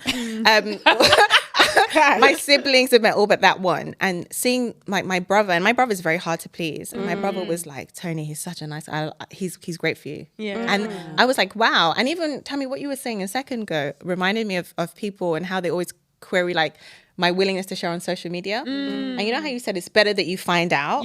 Me, I'll post my man. I need to know, is there anything I need to, like, I need to be told. Come to me now. Because you know, people are like, oh, I'll post on my wedding day. So it's on your wedding day, you'll find out he has 5 kids by 4 different women. It's on your wedding day that you'll find out. I'm not in that posting phase yet. You'll get there. Hopefully I will get there because these girls know, like, true, from head to toe, I'm a lover girl. I love that. What? That's your bag. That is my bag, my shoe, my everything. And it's even matching. Like, do you know what I mean? Like, that's my bag. But I think because of fear, embarrassment, like, I just don't want to 100% put myself out there and like you know, sometimes you just feel naked. I don't want to feel naked on social media, but at the same time, like I said, I'm a lover girl. Like I would love to post everything. I love what I'm eating, what I'm doing, what I'm that, because obviously people genuinely care. But I think because of my last situation, I just have to guard. I guard my heart, but not only my heart, I guard everything. So it's just made me become a lot more. Like, all I post is makeup and outfit. That's all. Like I don't go into like emotional stuff. Maybe like if I used to and stuff like that. I'm not there yet. Hopefully, like watching you, like Sharon said, watching your story, like. The fact that you were dating, let's say people say marrying, dating late or stuff like that, like I loved it. Like I also follow another woman, makeup Shayla. She got married late, but not really. And just seeing people older enjoying life with their partner, they have money. That's what I'm talking about. How many cruises have Toni and Taiwo been on, please? What? No, I haven't been on one cruise. No, but we've been on holidays. Sorry, when Toni goes to America, bro, just block her. Because they go for this brunch, another brunch, they go for here. Whereas when you're scrambling for your... Yeah, me, in your 20s, you're scrambling. Valentine's Day. I can't remember, but like, Taiwo even picked you up with one arm. And in Paris. I said I will wait till... I will wait till you finish the gym. I will wait. But you know what? I advise it for the reasons I shared, but even statistically, I remember reading a stat. The facts. I remember reading reading a stat that you are significantly less likely to divorce if you marry in your early 30s than in your early 20s. That the divorce rate of marrying in your early 20s is considerably higher. Yeah. There was like an ideal window, according to the scientists. I think they said between the ages of 28 and 32, with I think 32 being an optimal age. But that's interesting for me to have read. Because I was like, look at me and my friends. We were saying, at 23, 24, 25, you want to marry already. Yeah. Meanwhile, science is saying, you know what, wait. And I thought about, okay, what is the reason for this? So I was looking into like the data, and from what I gathered, it was and it's quite common sense, to be honest. It was simply down to an awareness of self. That once you hit your 30s, you're in a better place to know what you want, what you like, what you dislike, what you're willing to put up with, what you're not willing to put up with. And again, like you said, like 30s are kind of like 20s with more money for a lot of people. Yeah. So there's a new kind of enjoyment. The way that you were dating, I was like, like you'll be hearing, like obviously, you know, in uni, you'll be hearing people that are like in relationships, what they're going to cinema. Don't give me a cinema. No, but that's obviously fine. That's fine, but I'm just saying, I like, feel like when you're older as well, because you have money or like you're more comfortable, more established. Even the pool of people, like for example, I would never consider somebody that I have to like travel so far away from, because how can you do I'm not it? gonna get there. I'm not gonna ask my mum. I'm not gonna ask my mum. But the most you can do is go cinema and be on your way. And even then, even 2 for 1 there. You're going on Tuesday. Yeah. Day that no one even, you can't even go on Saturday because they do 2 for 2 Tuesdays. That's true. That's true. So, Tony, very hit it on the head. Okay, let me ask another one. That one's kind of similar. How to stay feeling confident when it feels like guys seem to overlook you or just waste your time? I would say a big part of being truly confident is your confidence maintaining even when certain areas of your life are lacking. And what I mean by that is that whether guys are seeing you or not seeing you, whether you look good or you feel like you don't look good, whether you wake up in the morning and your hair's done or not done. I think a large part of me feeling truly confident, again, I said like in my 20s, I thought I was, but I really wasn't. I think a large part of me feeling confident in my 30s is where I place my value. So I don't really place my value on my appearance, my relationship. Don't get me wrong. I love looking cute, looking good, but I feel like what the value I bring to the world is in my mind and my character. So I feel like I am who I am. Yeah. And I bring value in the things I say, the thoughts I have, how I treat other people.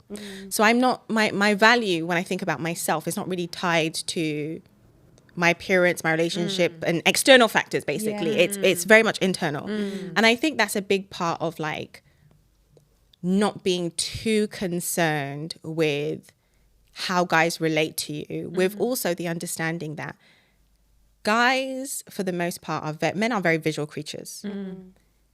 They might give women a lot of attention, certain women a lot of attention, but that has nothing to do with whether they respect that woman or whether they value that woman. Yeah, agreed. The woman has a certain aesthetic that society has said is attractive for whatever reason. Yeah. And that's why these women are getting attention. But that doesn't mean they get respect or they get love or they get cared for, right? So when it comes to understanding that, you kind of approach men with the view that, you know what,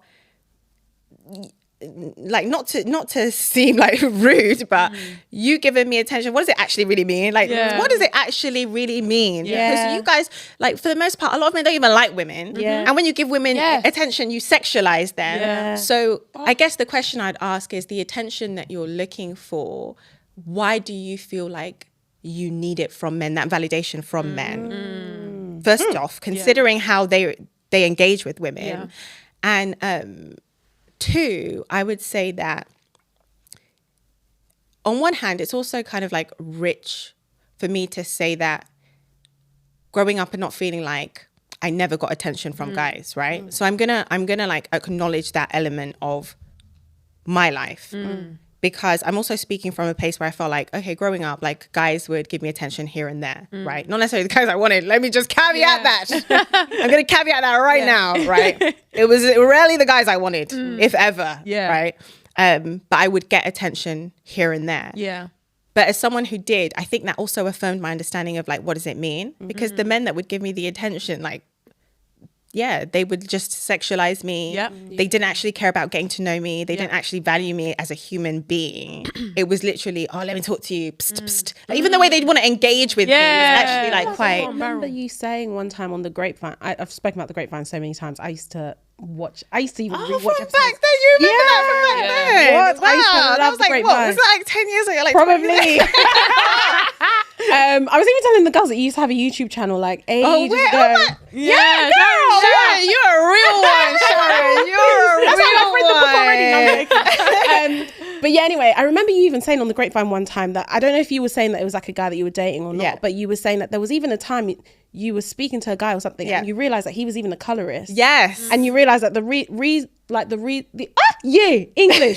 The only reason that he was talking to you or found you attractive is because he would only date like light-skinned women or something. Yeah. So like even that as an example, like one thing for me is when it came to the like men I'd date, I'd want to know like their dating history. Yeah. And if I'm talking to a guy and then I found out all his exes were mixed race or light skin, it turns me off. Yeah. Because I just feel like there's like fetish and colorism there, and I don't like it. Yeah. And if anything, it sounds warped to say this. Not that I like it when it's the reverse, like feeling like I'm not your usual type. Because then I feel like you really like me for me, right? Yeah. If I look at all your exes and they kind of don't look like me, then I'm like, oh, you really like me. I'm not what you typically go to. Or if I ask you your celeb crush and she doesn't necessarily look exactly how I look, I'm like, oh, okay, cool.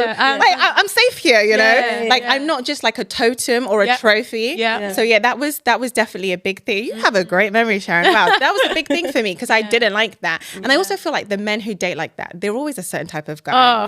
They have a certain type of character and that doesn't appeal to me. And I just feel like it doesn't make sense to me, like as a black man. Yeah.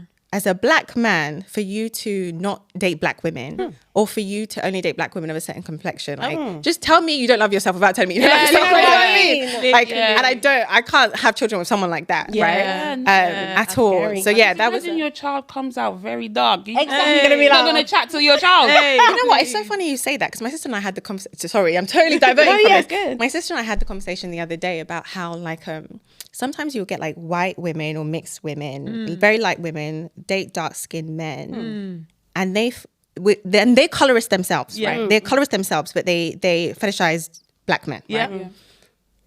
And they don't like black women, or they talk down on dark-skinned women as light-skinned black women, and then they date dark men, and it's like they forget that their children could come out dark-skinned. And I've talked to my sister about that, and I said that is very wild because I feel like there's some kind of like disconnect there 100% when with the way they approach relationships.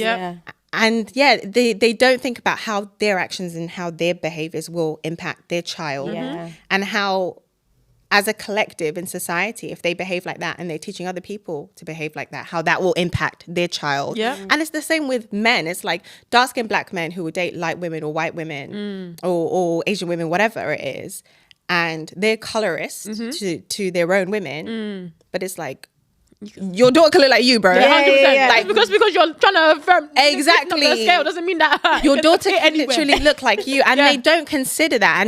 And it's. I remember seeing a thread actually. I don't think it was regarding colorism. It was like mixed children talking about how their white parent is racist to them. I've seen that thread. And it was so painful to read. But I think a lot of women who are in those situations and don't actually like interrogate the men they're dating, don't consider that. And it's also funny, like even with me and Taiwo, it's funny because people who don't know me, who don't follow my content, I've had a few comments in regards to that in the past about I've had comments about Taiwo dating someone who's not African American without realizing he's Nigerian American. I've had comments about him dating me and me being lighter in complexion. And the funny thing is, like what I mentioned earlier, like Taiwo's exes, they all like dark skinned and brown women. Like his celeb crushes are Coco Jones and Kelly Rowland, right? like he's never dated anyone that's looked like me before, right? Like, so I know, I joke with him all the time. Whenever I see Coco Jones, I'm like, that's your baby. That's your babe. And he's like, I just said it one time. You need to jump it. That's your time, isn't it?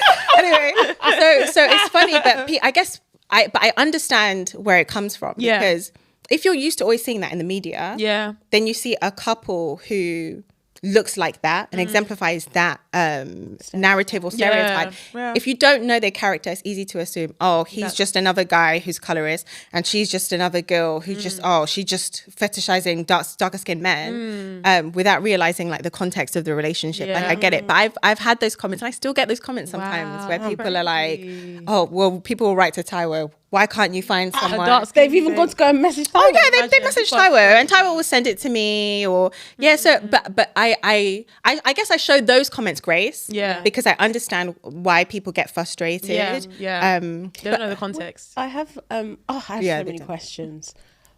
Let me ask the first question I was going to ask first, and I want to come back to people messaging Taiwo. You said one time, I think this might have also been on the grapevine, where, and I've spoken about it a lot on like our podcast about, or maybe you even did a thread on Twitter or something, and it was like a lot of men actually marry whoever's around when they're ready to marry versus who they actually want to marry. Yeah. So how would you know, like, if the guy actually wants to marry, especially if like maybe you're dating somebody, maybe you're in your mid-30s and you're dating someone that's in their mid-30s or like late 30s or whatever, that actually he wants to marry you, and it's not just Funke that's already been married because he dated her in the past. You get what I mean? Is he marrying you because he wants to serve you, or is he marrying you because he wants you to serve him? That's a big thing for me. Like, a guy just wants to marry's sake because he's looking for someone to do his laundry, to have his kids, to take care of the house. He's not looking to build a kingdom for her, right? I feel like I came to a place of understanding someone was there for me, because it's like, what can I do for you to make your life sweet? Like, whatever you want, like, just say it. I just want to take care of you. I want you to feel like a queen. I want you to feel loved, because you're the person I've been looking for my whole life. When I met Taiwo, that was how it was. Like, I guess it was a weird one because he kind of already knew of me because he loved my writing. I always joke that should I even share this joke? I always joke that I'm marrying my stalker. Because I say that he like already loved me before he loved me, because he like loved my writing, and he just loved my mind, right? So when we connected, he was very much like, you're everything I've been looking for. Like, I just want to make you happy. I just want to give you the life you want. Like, even with me moving abroad and leaving my family and going to America eventually, he always says, man, I need to make a paradise for you, because the fact that you're leaving your whole family for me, I need to make a paradise for you. That's how I know he wants me. But if it was a matter of me slotting into his life and just being like, okay, now you're here, or be a wife, do wife things, then I know you're just looking for a wife. You're just looking for someone to fit a role. It's not about me. And I think you also know it's about you when you're seen, because there are certain things that I guess society would expect from a wife that Taiwo knows he's not getting those things from me. But it's like, but he's like, I see you and I understand you, and this is who I've chosen. Like, sometimes he'll make little jokes, and I always say to him, remember the woman you chose. Like, remember who you chose. That's never gonna happen. Like, you can joke what you want, remember who you chose. It's never gonna happen. Like, there are certain things he knows, like, okay, Toni is this type of woman. She's ambitious. She's career orientated. She's not the type of woman who's necessarily gonna give me stay at home wife, cooking and cleaning and doing all that. Like, don't get me wrong, I'll feed you when you're behaving. I'll feed you when you're behaving. But I'm not going to be like picking up after you and catering to your every whim. The same way, I don't expect you to be picking up after me and catering to my every whim. We're going to build a beautiful life together in support of each other. We're going to help take care of each other's needs in certain ways, but we're also going to take care of ourselves, right? Because we're adults. I was brought into this life solo. When I die, I go to my father, I'm going solo, right? So it's like, I live my life with that understanding, and he sees that, and he's like, you know what? This is who you are. I love you. I see you and I appreciate you and I respect that. But when a guy just wants a wife, it's like, you must submit. You must submit. Even though he knows who you were when you met him, he wants to change you or mold you or fit you into a cage that he has built for his wife. Rather than a kingdom that he's building for the woman he loves. And I think that's the difference. Very good. That makes perfect sense. The other question I was going to ask is, were you ever nervous about like how, because obviously you're in the public eye and stuff, like how people would receive him on social media? And I don't necessarily mean like people accepting him as your man, but more like, were you worried about like the messages that he would get, or like... I can't say I was worried because I kind of expected it. Did you warn him ahead of time? Like, these people can be crazy. Funnily enough, I did. Okay. I did because I guess he was content creating already. Like, he has a 9-to-5 job. He works in biotech, but he loves TikTok and he's very playful. He has a TikTok and he would do skits and stuff. So he even had like hundreds of thousands of followers on TikTok. But I wasn't big on TikTok at that time. I didn't really use TikTok, but he was doing his thing on TikTok. And obviously he had Instagram and Twitter. And I think this was more in relation to Twitter, to be honest. So when we started dating, I said to him, look, there are a cohort of men that don't like me because I speak about female empowerment and I say a lot of things that oppose like how they perceive life should be and relationship should be. I said, I'm just telling you now that there'll probably be a lot of guys that are gonna just cuss me out on Twitter or make out like any guy I'm with is a simp, because to be with me, a forward-thinking woman, you have to be a simp, right? Like, you can't be a traditional masculine toxic man. And I said to him, look, there will probably be a few men who do that. And I said also, with the nature of our relationship and us being so open and willing to share, there's also going to be people who might be envious, who are going to say things, or petty, who are going to say things, or for whatever reason, they're too involved in other people's lives. And I was like, I get a lot of that and I know you don't. And I'm just telling you now, like, I know how to handle it. But if it gets too much for you, let me know. But Taiwo, does it get too much for him?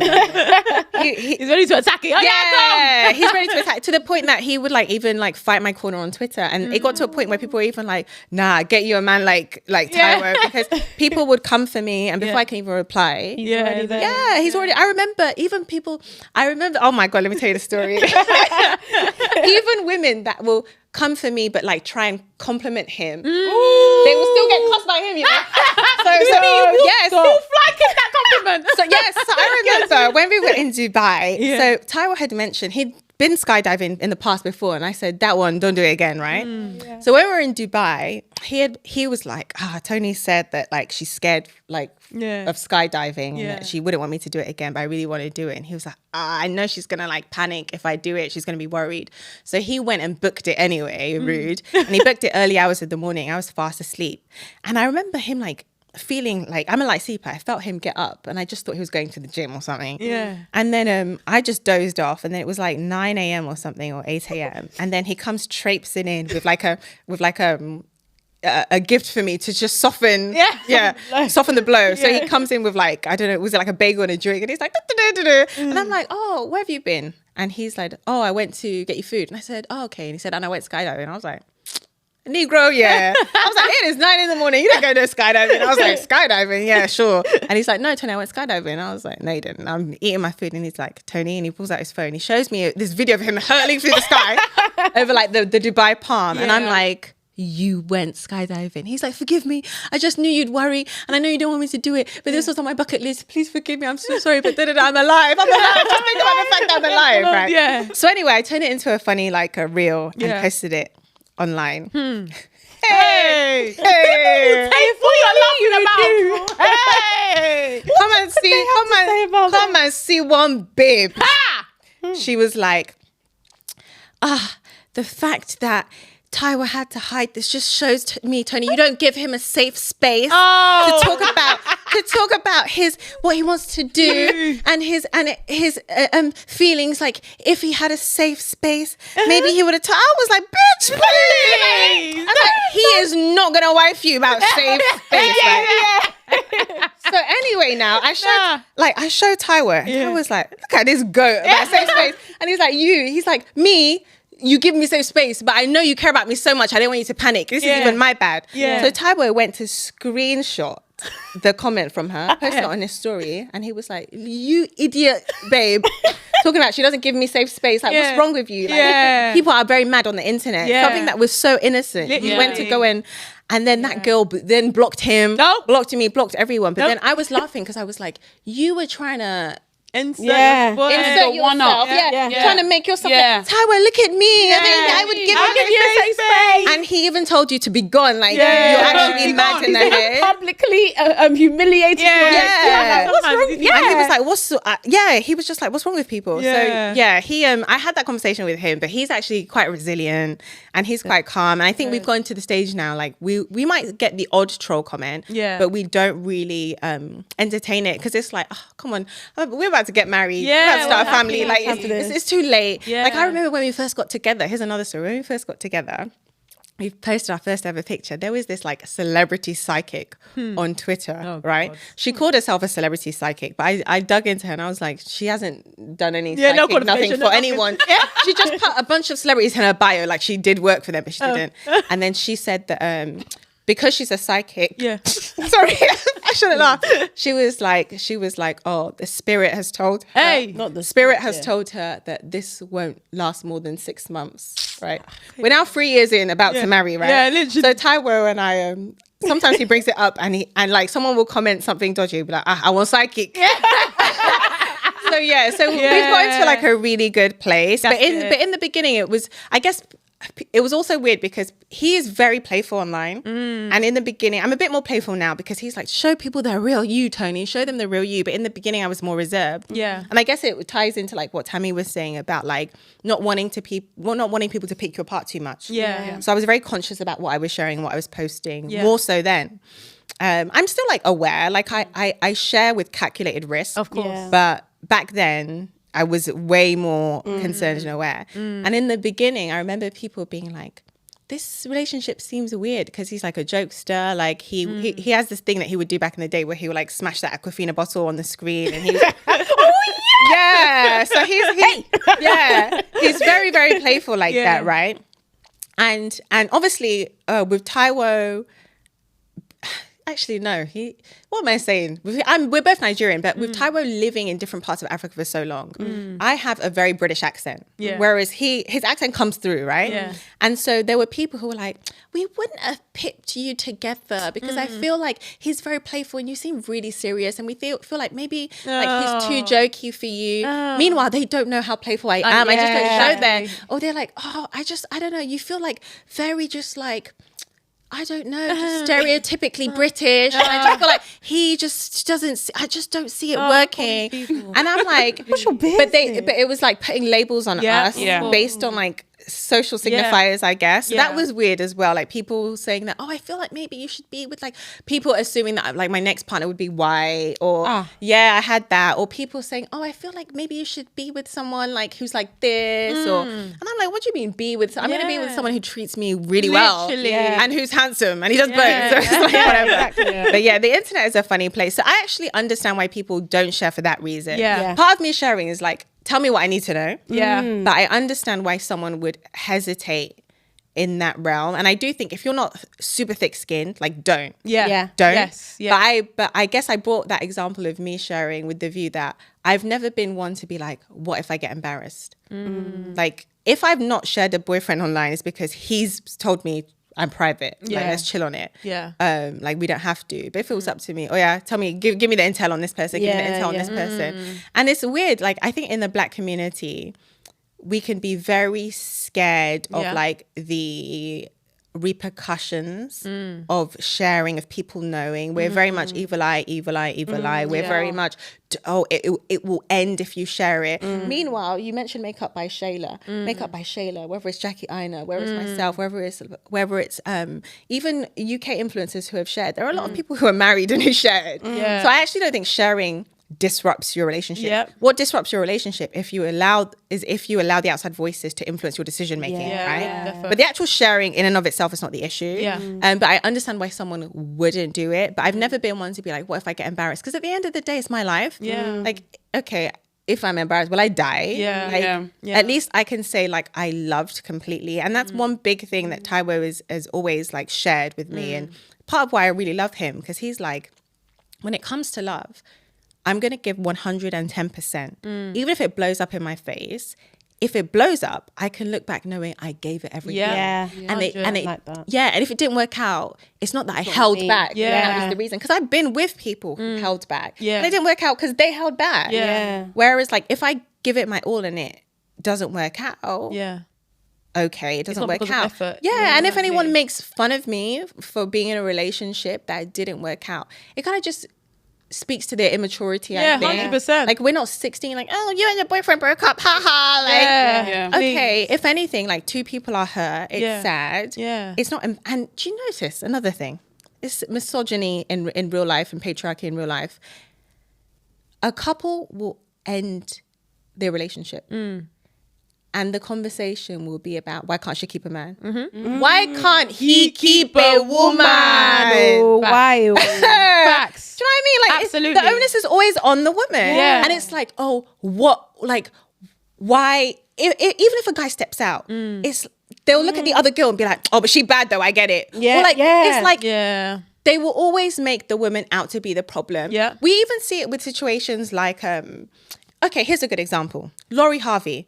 People don't know why any of those relationships broke up. Yeah. For all you know, those people were awful to her. Yeah. But the narrative is about, oh, she has so many boyfriends, Yeah, one she after the can't- other, one after yeah, the other. She can't keep a man. But how do you know she's not the one walking away? Yeah. Like, Exactly. exactly. You don't know. Yeah, exactly. You don't know the amount of men I've walked away from in my life, right? And people will think, oh, she must be the problem because I'm a woman. But no one stops to think, what Maybe the problem was the guy. Yeah. what weren't they doing, or what did they do to encourage that? That's another thing. So when you share it publicly and the relationship doesn't work, it's always people talking about the girl. Yeah. Rarely people talking about the guy. Yeah. They're not offered too much grace, Agreed. man. Yeah. I was just gonna say something as well, just in general, like about this whole situation. Like when it comes to like dating and everything like that, I'm a massive believer, and it could be like me just being ignorant, but I'm a massive believer that if you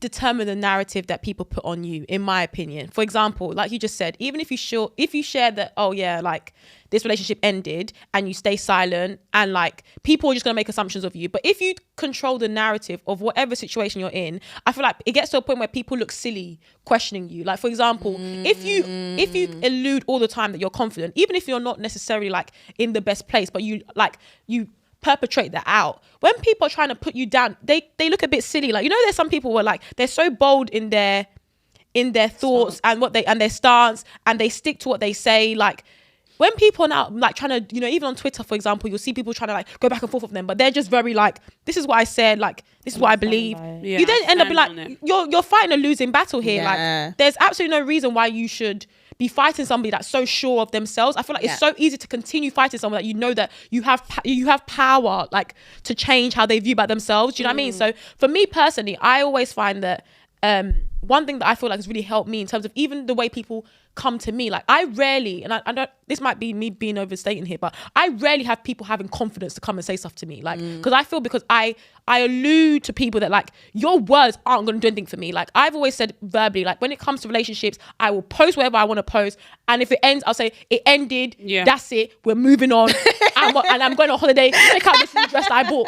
You're gonna follow the narrative. Facts. You're gonna follow the narrative. You either get with the program or you don't. I feel like when people don't allow, like, But do you know what though? I would say like you have to know the type of person that you are. yeah, Some have to be sure of women yourself. Are like, they're just not like that. Some Yeah. people are very confident and they're happy to be like, yeah, I posted this man on Friday and actually I've got a new man today. It's Saturday. Like, what are you gonna do about it? And some people quivering in the corner. Oh, hey guys, I just wanted to let you know that me and Toby please give us privacy in this moment And respect our space. Do you know what I mean? Yeah. If you know that you're not, and I know that I'm not necessarily the most confident person in that area. Like, I think I can put it on. Like a lot of the time I am just pretending, and I think that works for me quite well. But I know that sometimes there are some comments that you can leave that will actually hurt me. So I'm obviously not going to put myself in the firing line if I know I don't have a shield. Like what the heck? So I feel like that is very good advice. But I feel like the prerequisite to that would be know the type of person that you are. Like if you know that is just not you by nature, like maybe work on that in private first before you come and now put yourself outside for everybody to just be like shooting shots at you. Do you know what I mean? Yeah. Very true. Okay guys, now we're gonna hear from Toni on her hot take. Do you have a hot take? I do have a hot take. My hot take is that some people have problems but they don't want solutions to their problems. I agree. That is my hot take. Some people, I was going to go as far as saying some people don't want to be happy, but I think no, we do. Yeah. But some people don't want solutions to their problems because they revel in the attention they get from their problems. That is no, honestly, I didn't know that's where you're going. I'm with you. That is so no, that's where I'm going. So you were probably thinking, oh, they want a shoulder to cry on. Yeah. No. Because that's not a hot take. Like, yeah, sometimes I go to my man and I'm like, don't solve this for me. Just hug me. Hold me. No, some people do not want a solution to their problems because they revel off the attention they get from having said problems. And the reason why I say that is because with me giving advice online, I've been in so many situations now where people might ask me for advice and I give them the advice. Yes. Or people might ask me in person, I tell them exactly, this is what you need to do and stop doing, right? And it's like they'll argue with me, they'll fight with me. Yeah. Oh, but this, but that, but this. And they'll be bringing in hypotheticals. They'll be bringing in excuses that aren't actually happening in real life. Yep. They'll be talking about 1,000,001 things that have nothing to do with their issue. Like you could say to someone, even online you see it, you could say to someone, this is how you solve this. They're like, but what if this? What if they have this? What if they meet someone with this? What if the guy has this? But none of those things are true in the situation. So why are you providing hypotheticals? Yeah. Because the issue was never the problem. You just wanted attention from having the problem. Yep. You want everyone to give you, oh, it's okay. Oh, sorry, it's all right. Oh, so you can be the victim in whatever situation you want to be the victim in. Yeah. And you like the attention you get from it. Because if someone gives you the ultimate solution, you still Won't take it. it's like having an illness, right? Yeah. You even see it with what do they call it? Munchausen by proxy, where people lie about their children being sick, right? So I guess that's a bit different. But there are some people who might have a sickness, right? This is just an extreme example. They could have a sickness, and I could be like, here you go. Here's this magical pill that will erase this from your body. And there are people, my hot take is that there are people, it might not be a huge percentage, but there are people in this world who will not take the pill 100. because they like the attention they get from their situation. So yeah, that's my hot take. That is agree a with that. good hot take. I can't lie to you. I like that. I feel really like a lot of people, I don't even think the percentage is that small.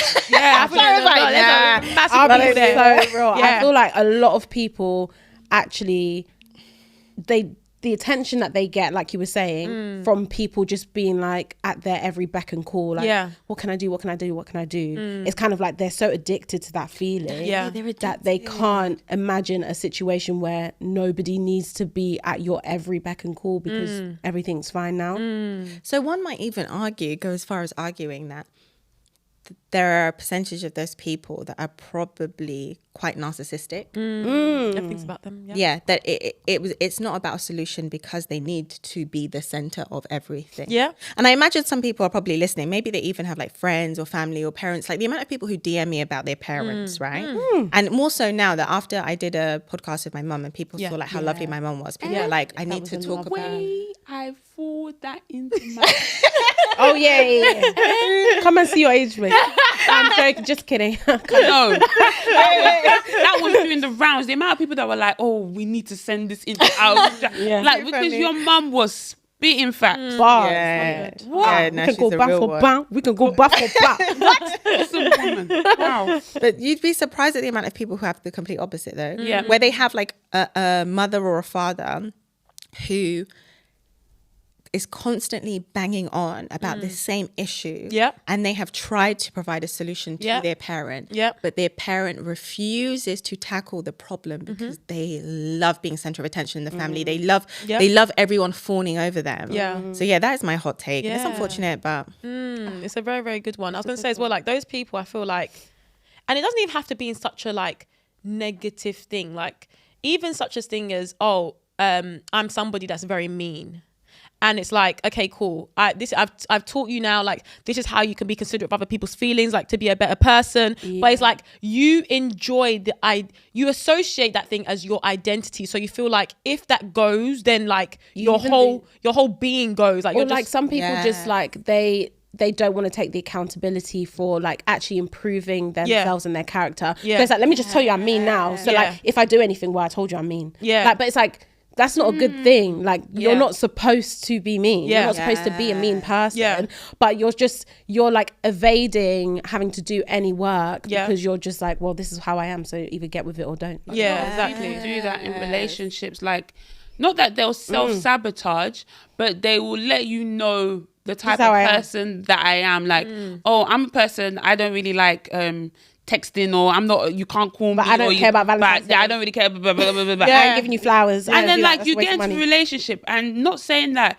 you need to be a massive texter or you need to call every day or call every minute of the day. But if your partner, that's something that they crave in a relationship, or like you have to compromise and do and try and not be at their beck and call, but you have to serve just have to try and serve the partner in a certain way. You now coming to say, but I told you that I'm not a texter, but I told you I'm not a call. Okay, so what are you? So how do we communicate? Even to try and call you to even meet up is a problem because you're not picking up the phone anyway. So it's kind of like, people will do this whole set, but I told you that I'm like this. But it's kind of like people really cling on to things that they feel like this is my identity. Like, you know, it's like I wear this with a shield and my battle. Like this is my personality. I can't change. I can't do anything. But it's kind of like, no, like these are things like let's evolve. Like let's you not can work dwell on in it. what we were and stuff like that. Like, let's actually move on and develop the type of person that you are. I also think some people are like that because they would rather fail being bad than fail trying to be good. Because that hurts them more. Like if you go into a situation saying, okay, I'm a dickhead, take me for who I am, and it fails, you could be like, oh, cool, it was what it was. Like, I didn't even try. But imagine now you try, you're trying to do softball, and and then it still doesn't work out. You think, rah. And I tried. It hurts sometimes. It does hurt. It's your ego. It's your ego. And that's it. Like I think that for a lot of people, that's also it. Like, okay, let me just put my worst foot forward. So if it fails, then okay, cool. If I put my best foot forward and it fails, that will really hurt me. 100%. That's a very good point. Very good point. Song of the week. Let's do song of the week. So guys, we're coming to the last part of this episode, and as you guys know, we always have a song of the week. That is a playlist that is available on Spotify, it's available on Apple Music, and it's available on YouTube too. Remember, I didn't mention the money, but I'm mentioning it now. It's for the people that don't pay. So cool. So guys, as you know, every single time period, it might not be a month, might be whatever, I feel like we basically have a theme for the playlist, and we're saying bye-bye to UK Afro Swing. We had a good time over there, but now we're jumping into summer songs. So any song that reminds us of summer. The sun is getting really, really hot and out there in the UK. I know you other people in the country, other countries are already dealing with the sun, but sorry, we're getting used to it here. So anyway, we're gonna pick a song that basically reminds us of summer. And Tony, since you're our guest, I'll let you go first. Okay, mine is very cliche. I had two in mind. Okay, but I'm gonna go for the cliche one. Go on. You can add both. Cool. Okay. So my first cliche is "Summertime" by Will Smith. Summertime. I love me some Will Smith. Yeah. Sorry, but that's one guy. Like he could do no wrong in my eyes. Like, even the slap. You cannot cancel him. He cannot be cancelled. Well, that's one man. Yeah, he could do no wrong in my eyes. And then the second is "We Like to Party." That's so summer vibes. That's cool party vibes, barbecue. So Are you going to the Beyonce concert? No, I'm so sad. No, I could have, but I saw the prices. I could have, but because there were tickets available, but I was like, okay. So what is like your rate? Like, what is too much for you? Okay, let's get very honest. Let's get very, very honest, right? The honest truth is that I'm a cheapskate. Yeah, my podcast followers know this. I am very frugal. I'm a cheapskate. Okay.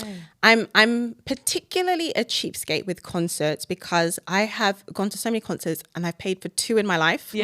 So it's always been someone taking me as a plus one or doing it with work. So it's hard for me. And then I love Beyonce. She's probably one of my favorite female artists. But to add, and I got ripped on social media for this. No. I got absolutely ripped on social media. About the album? No, not about the album. Because anything Beyonce does, I'll go. She can make a folk music album. I would want to go, right? But I'm someone who... there are people who have such a visceral response to music. Yeah. Like my partner, like he'll get goosebumps. He'll get emotional sometimes. Yeah. His heart will be going. He'll stop. He'll be like, this song, like he gets so emotional. And Yeah. I'm like, we like to party. And for me, music is just like enjoyment. Yeah. I don't have such a visceral response. Yeah. So it's very difficult for me to part money Yeah. for concerts because I always think, I could go on holiday. I could go on travel. Yeah, I can listen to it at home. I could travel. I can go on holiday. I could do so many other things. But I think if you have such a visceral, strong response Then to it makes music, sense, yeah. concerts, yeah. So for me, like, I would never spend more on a concert ticket. This sounds so cheap. good. I'll never spend more than £150 on a concert. Oh no, okay, that's fine. no, No, that's that's absolutely fine. fair. Oh, That's okay. fair. That's fair. That is my There max. are tickets for 160, by the way. Just like Oh, that's out of her budget. No, but then sorry, I'll be in this. It'll be no. I think they reduced. But to be fair, recently. Like, trust me.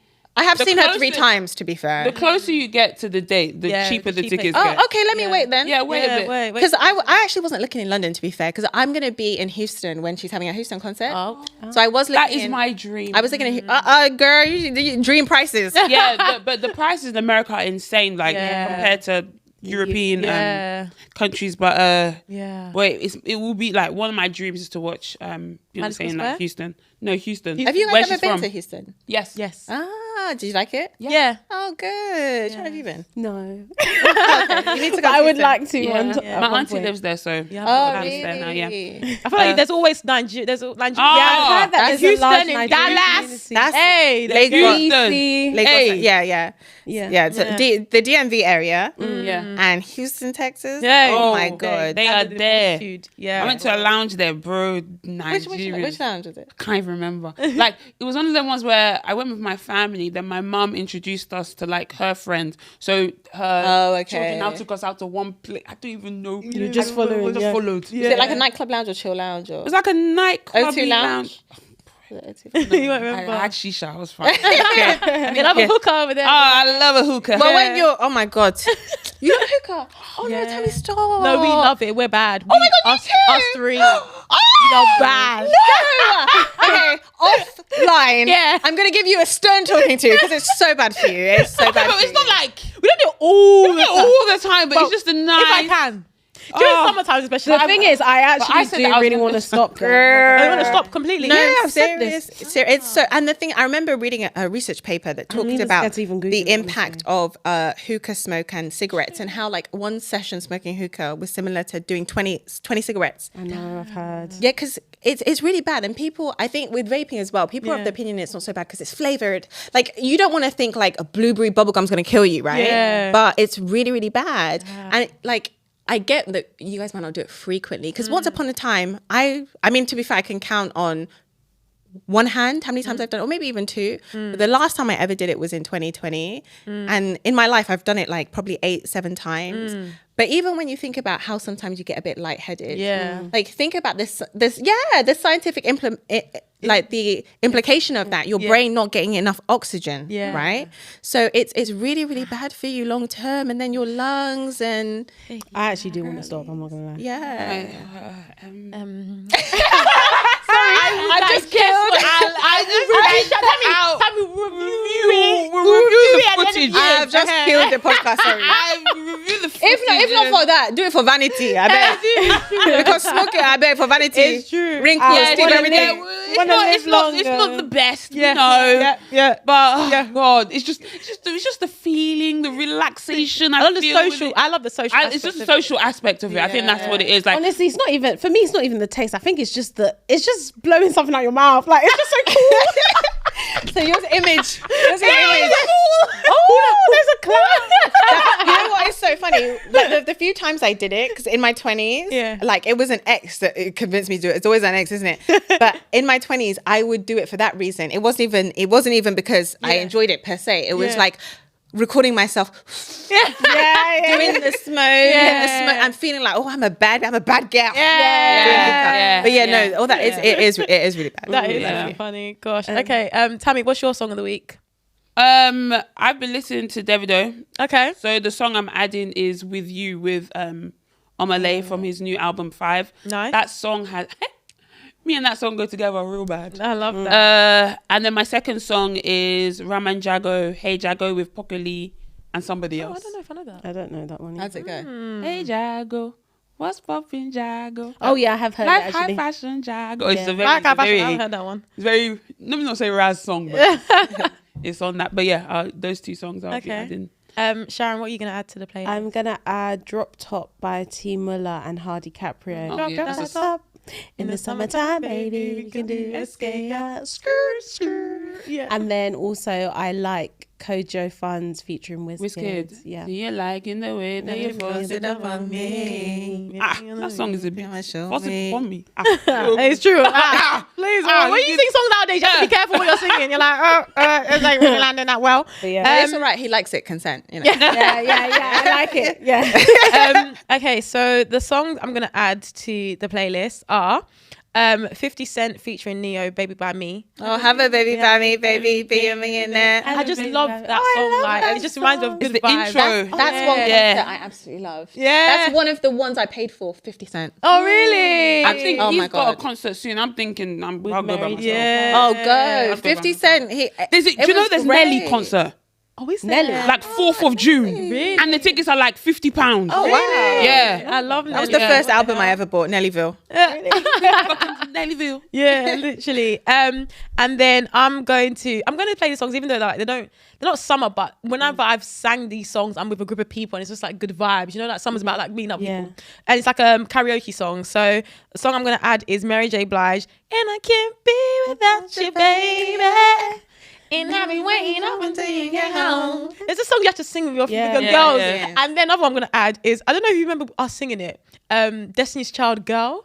Take a minute, girl, come sit down and tell us what's been happening. Hey, I love, in the summer for me, like I love songs or like songs about girls and just like, I'm a survivor. Like, I don't know why, I'm just like in my car singing it. Yeah. You know, let me add one more song, Aston Martin music. Oh, that's a good, that's a summer song. This is how we do it. All night. Driving down the freeway, just me and my baby. Oh, It's alright, just me and my car. No worries at all. Listening to the Sick. Oh, that's a good one. Very That's a good summer Yes, song. Yeah, Oh. exactly. I thought, you know what? I should have come with some modern songs. Oh, don't worry. No, you're Even this is how you know I'm not down with the kids. Even the song, one of the other songs I wanted to add was a PYT by Michael Jackson. I love you, PYT, pretty young thing. I'm such an auntie when it comes to music. We'll add that. We'll add that for sure. But anyway, yeah, guys, that's the songs we're going to play. So make sure you guys check it out. But like I said, the playlist is available on Spotify, available on Apple Music, and available on YouTube. The link is in the description box below, wherever you're watching and listening from. Yes, and that's all we have time for. Yeah. Tony, thank you so I had such a good time. I'm so glad. Like, honestly, we hope that you get your flowers and that you feel appreciated. Yeah. Because, Oh, you're thank such a staple you. in so many of like our lives. Yeah. And it's so nice to be able to share the couch with you today. Yeah. For those people that are living under a rock, Ah. where can they find you? Also talk to them about your new book as well. Okay, so well, first of all, thank you so much for having me. Like, it's been such a nice experience. You guys are so warm. I wish I could be here. Invite me again. No, I wish this is like weekly therapy. I'll happily come back. And I wish, it's so annoying with my podcast. I only have like one mic and one guest set up. Like, they only do. There's been times where I've been like, oh, can we get this couple? They're like, no, one. So we need to find a way where I could get like 3, because I would love to have you on mine. But to find me, so Toni Tone. Yes. T0NI, T0NE, just to be annoying on social media. Yeah. So on TikTok and Instagram, it's T0NI, T0NE. Yeah. And my new book is called No Fucks Given, the Zero Accountability Guide to Getting Over a Boy. So people can pre-order it. Nice. So they pre-order it in advance, and then when it's out, it goes straight to them. Yes. There's a link in my bio, but they can also pre-order it from Amazon, Waterstones, Blackwell's, wherever you get books, most places. Yeah. So that. thank you so much. Yes. We will be so getting much. that. In fact, we were both it. You said that it's out at the end of the year, hopefully I wouldn't need the book. Yeah, but we'll still have it. We'll still read it, but hopefully by then, You'll be reading it for enjoyment. Exactly. But yeah, Toni, thank you so much. Yes. Thank you everyone so much for listening. Hope you guys enjoyed this episode. If you did, please leave a comment, please leave a like, subscribe, and hit that notification bell so that you know when we're next uploading content. Thank you guys. See you next week. Bye. So